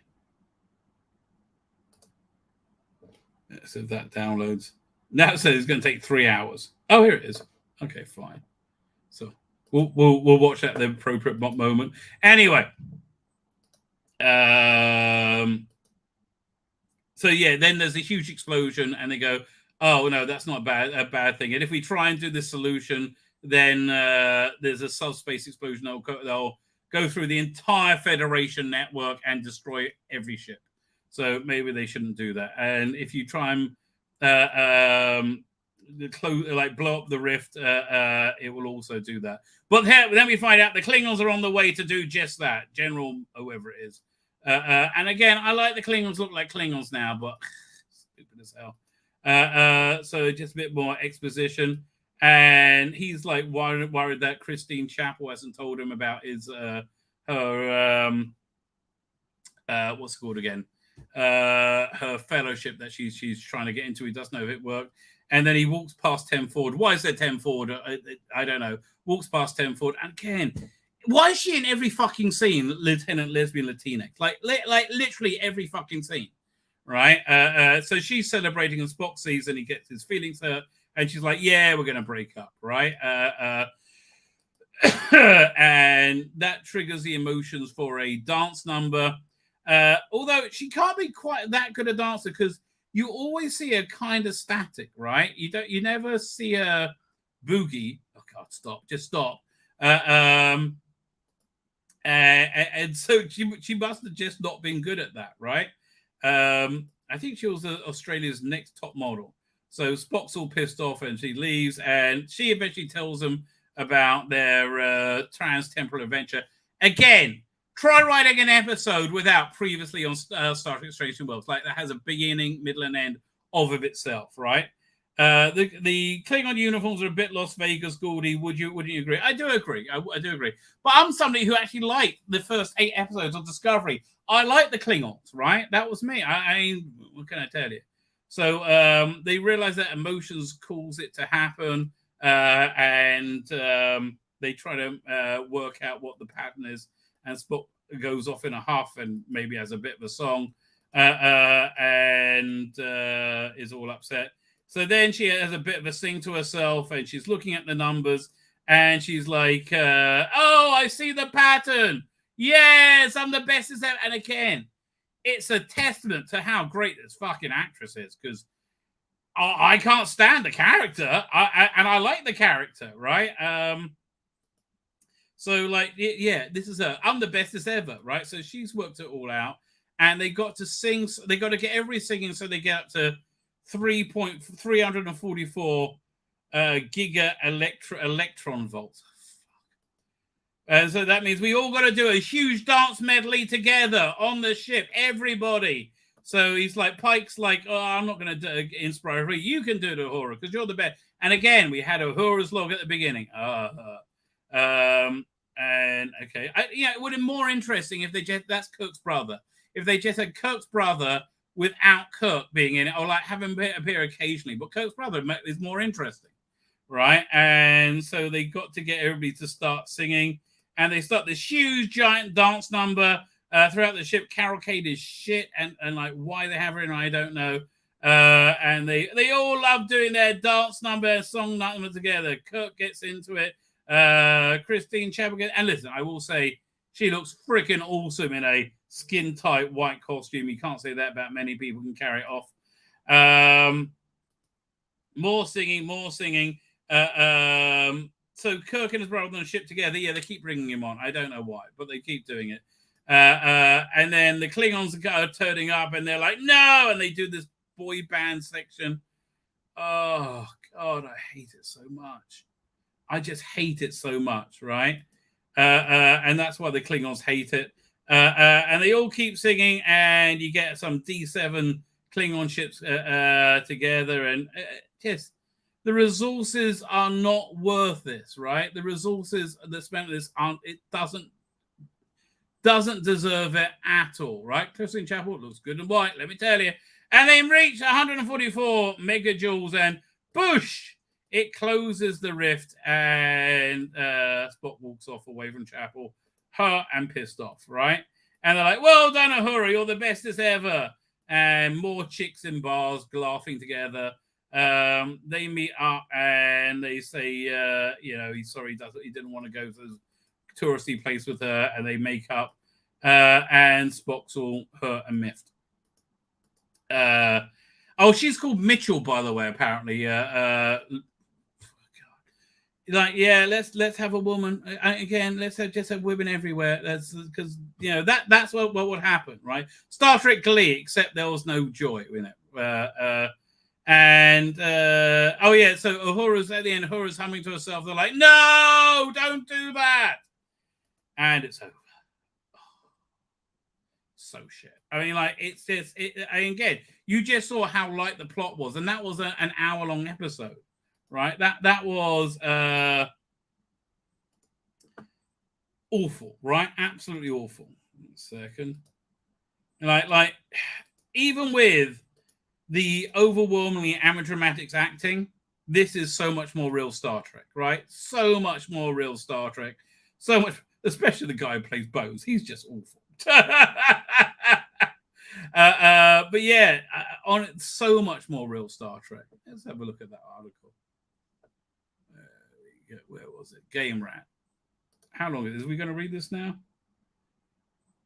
Yeah, this is a short one. This goes not nicely with the episode. Ethan Speck, the newest actor to take up the role of the Spock mantle, and Zachary Quinto, freaking perfect. I mean, absolutely perfect. I was pitch perfect Spock that echoed Leonard Nimoy.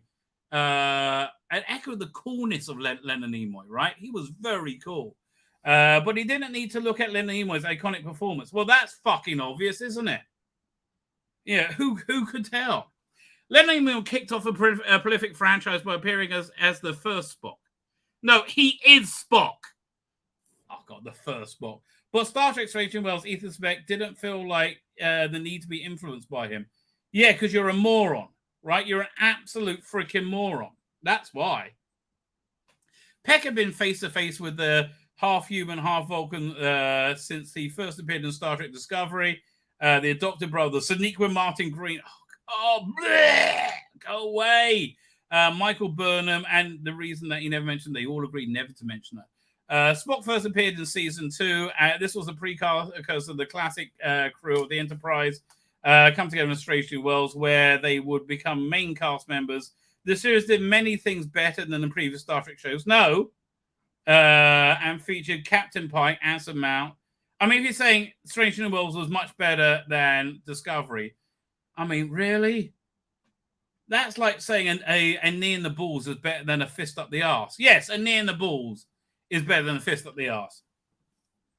With smashing of familiar faces, Uhura, Cecilia Rose, excellent. Cecilia Rose Gooding, she's excellent. Chapel, Jess Bush, and T'Pring, Gaio Sandhu, freaking gorgeous. And their relationship in that first series was so great. It was so organically Vulcan, and yet new and original at the same time. In there's a Jewish tradition that when somebody dies that you're close to, that you rip your shirt, right, in mourning. And that's what I want to do. I was like it really hurts me how they pissed away this show, right? Although he did look more like Spock when he had the beard.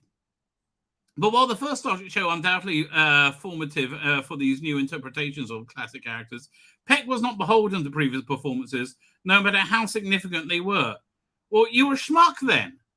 I'm sorry, you're an absolute schmuck. I mean, Zachary Quinto's Spock was completely Leonard Nimoy, right? Was completely Leonard. Do I have? Yeah, one second. Let me see if I can find the clip of him in front of the Vulcan Science Academy from that first Star Trek movie. Right? Where do I have that? It's one second, that drives off. Let me turn it on. When the power goes out, I have a drive that I need to turn back on. But his Spock was I thought perfect, right? I thought absolutely perfect. Oh, one second. Let's look at that video. Let's see, where is it?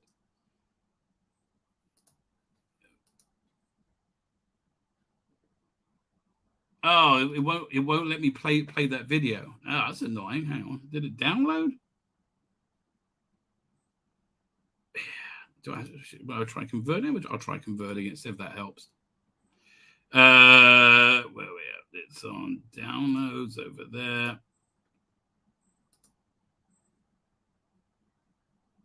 No, it didn't download. Oh. Where'd it go? Try that again. Let's see if I can download it again. Okay. This might do the trick. There you go. Let's see if this one works.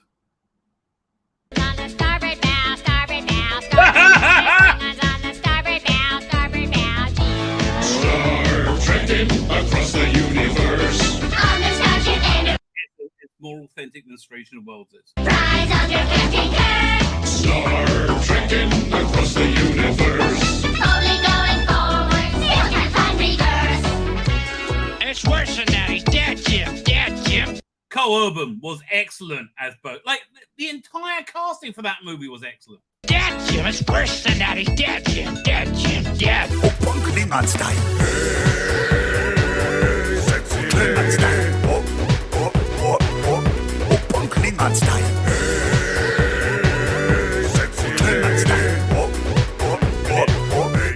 What the hell is going on? Nothing good, mate. Nothing good. Let me tell you, nothing good is going on. Yeah, I'll get the trailer from. What was it? This is the one. Yeah. So I didn't think Zoe Saldana was great as a hero, but yeah, as a hero, who cares really? How do we get back to this downloader?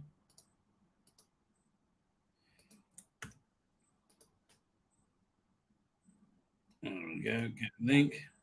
Download. And again, because Zachary Quinto's spot was freaking perfect, right? Absolutely perfect. There we go. Hang on. Video file. Where do I have the? Where is it? Here we go. Movies HD. I go to the sci-fi folder, and then I go to the Star Trek folder. And where is it? No, not Into Darkness. God, stay away from that. Oh, it's not there? Really? Wonder where I put it. No, I don't know. All right. Yeah, let's look at the trailer then.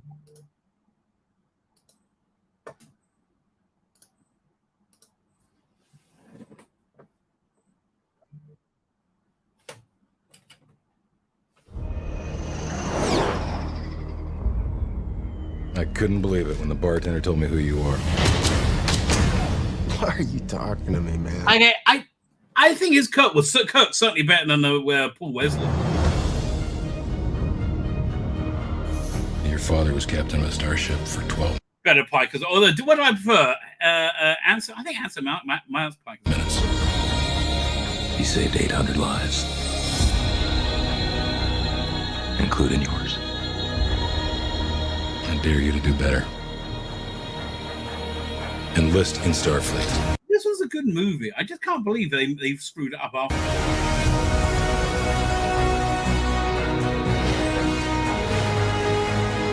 You will experience fear.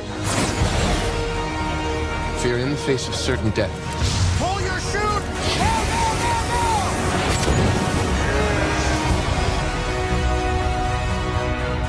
We received a distress call.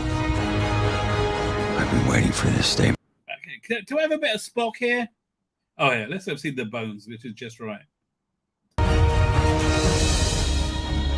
We've got no captain and no first officer to replace him. Yeah, we do. I didn't like the set of the Enterprise model. You are capable of deciding your own destiny. The question is...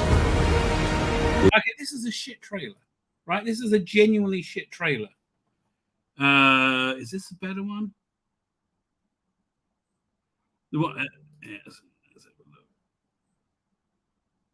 Yeah, I think this is a better one.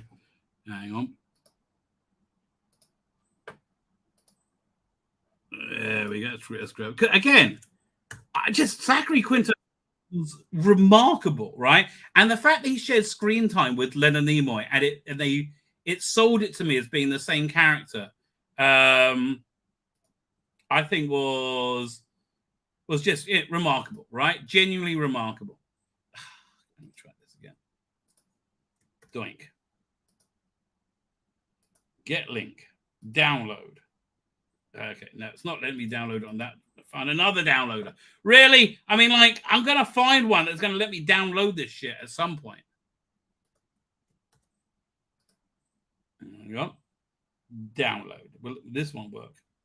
There you go.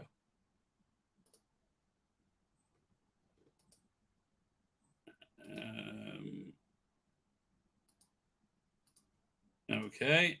Video file. Is this the right one? Did it download? I think so.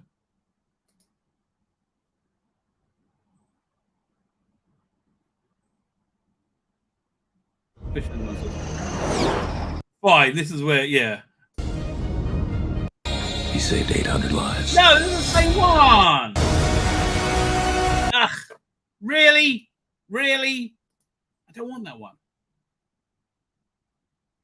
I like the one where it starts off when you get the cop. Is that the teaser, maybe? I don't know. Let's try this one. This is trailer 2. Let's see if this is any better.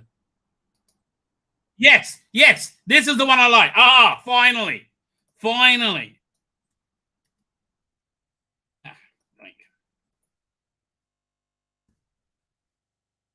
Okay.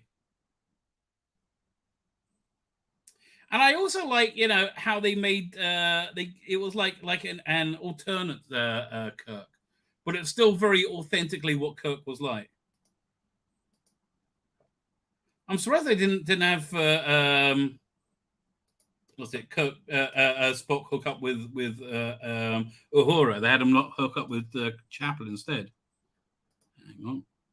Oh.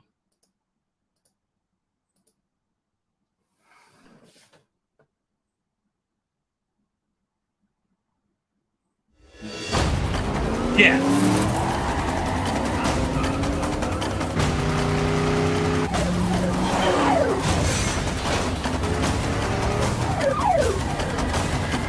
Yeah, man. What happened to J.J. Abrams, right? I mean, I guess if you just give him a good script.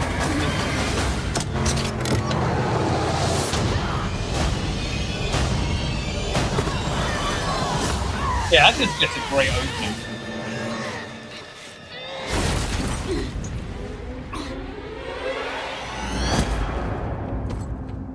What is your name?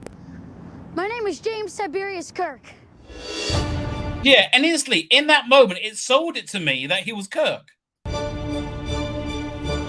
You've always had a hard time finding your place in this world, haven't you?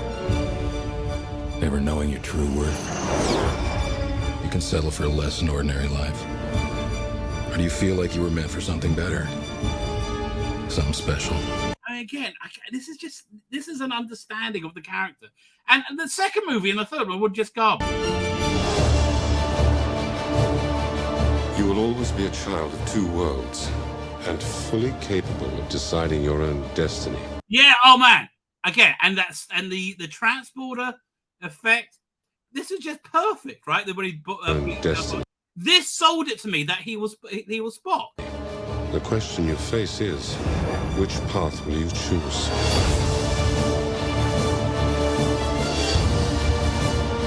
Are you afraid or aren't you? I will not allow you to lecture me. Then why do you stop me? Okay, this was a good character study of the Star Trek. Prepare to fire all weapons. I like this ship. It's exciting.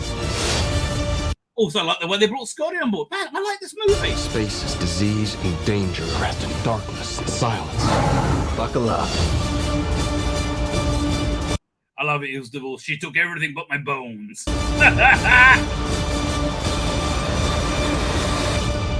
The wait is over. This is so the current year, the current age. It looks awesome. Looks like it's going to be also a gateway to something fantastic. And boy, was it not that. Not that at all.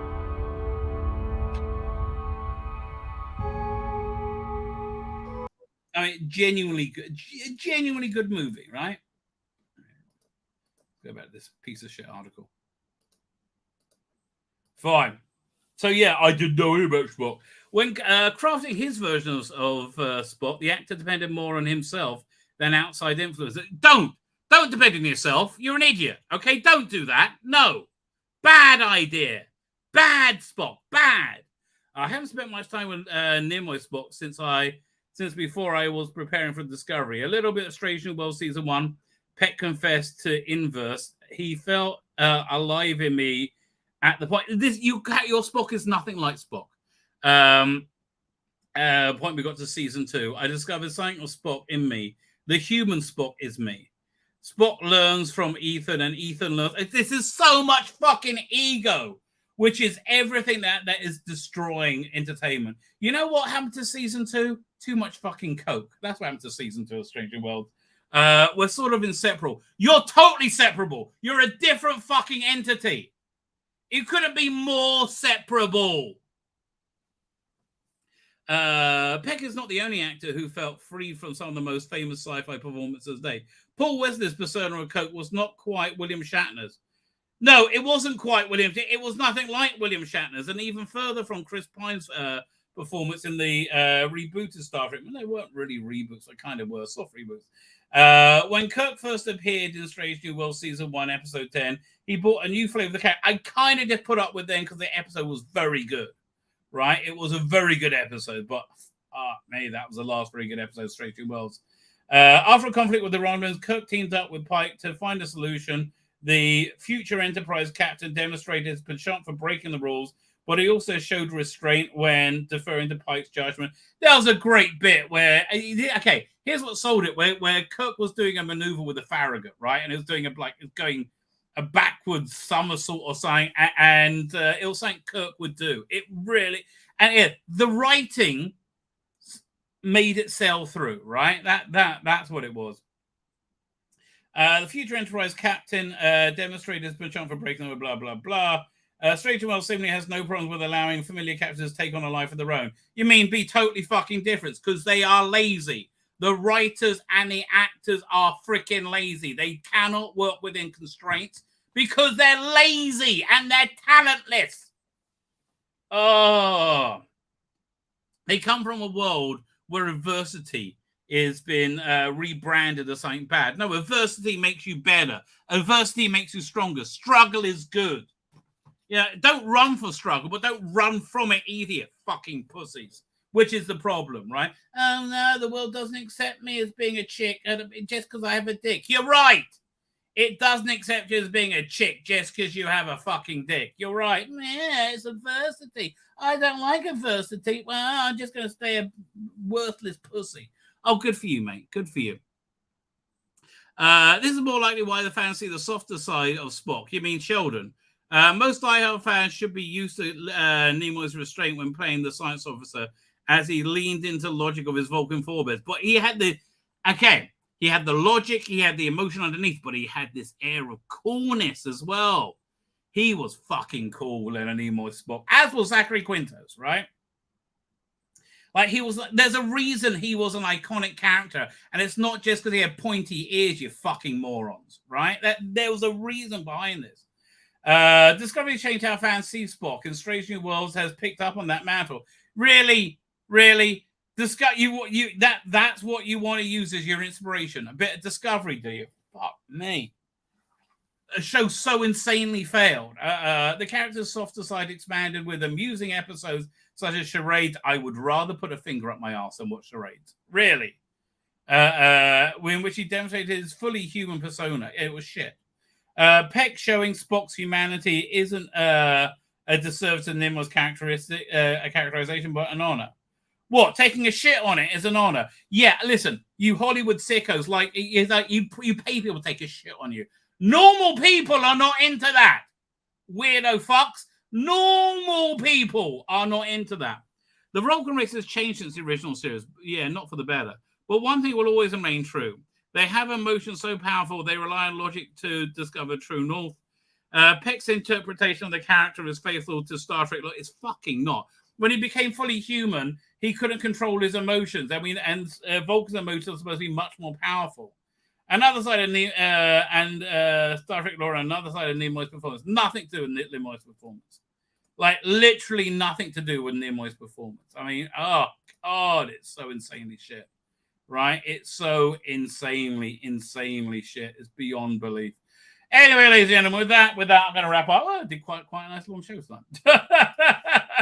I finally got some content in. Shatner was iconic. Corley and Magnona were worthy. Kirk went to hell after them. Agree with you completely. Completely. I mean, I would love to see Quentin Tarantino do his Star Trek, but not as a movie. Do it as a mini-series, like a 6-part mini-series, however many episodes you want, right? And you can put old-timey adverts in. He would freaking love it. Oh, with that crew, with the Chris Pine crew, it would be genuinely very good. It would be very, very strong. And that will be something that people would pay a streaming service to see. I don't know. It's unbelievable. I mean, the only thing that Kurtzman's done right with Star Trek is understand the breadth of content that you need. All the content he makes is shit, but man, if it was good, that will be the template that everybody should follow, right? But no, because they're all morons. Anyway, with that, ladies and gentlemen, I'm going to wrap up. Will I be live tomorrow? Will I be not? I don't know. I guess we'll find out. Who knows the dares to dream? Thank you for joining me tonight, ladies and gentlemen. If you're on Rumble, subscribe. If you're on YouTube, subscribe. If you're on Twitter, follow or whatever it is you do there, right? That's the thing to do. Fine, with that, I'm going to hit the end broadcast button. Why not do Robert and Sarah April, says Gareth Morgan. You're absolutely right. Hit the end broadcast button. I'm going to hit it again and say good night, good luck, and may your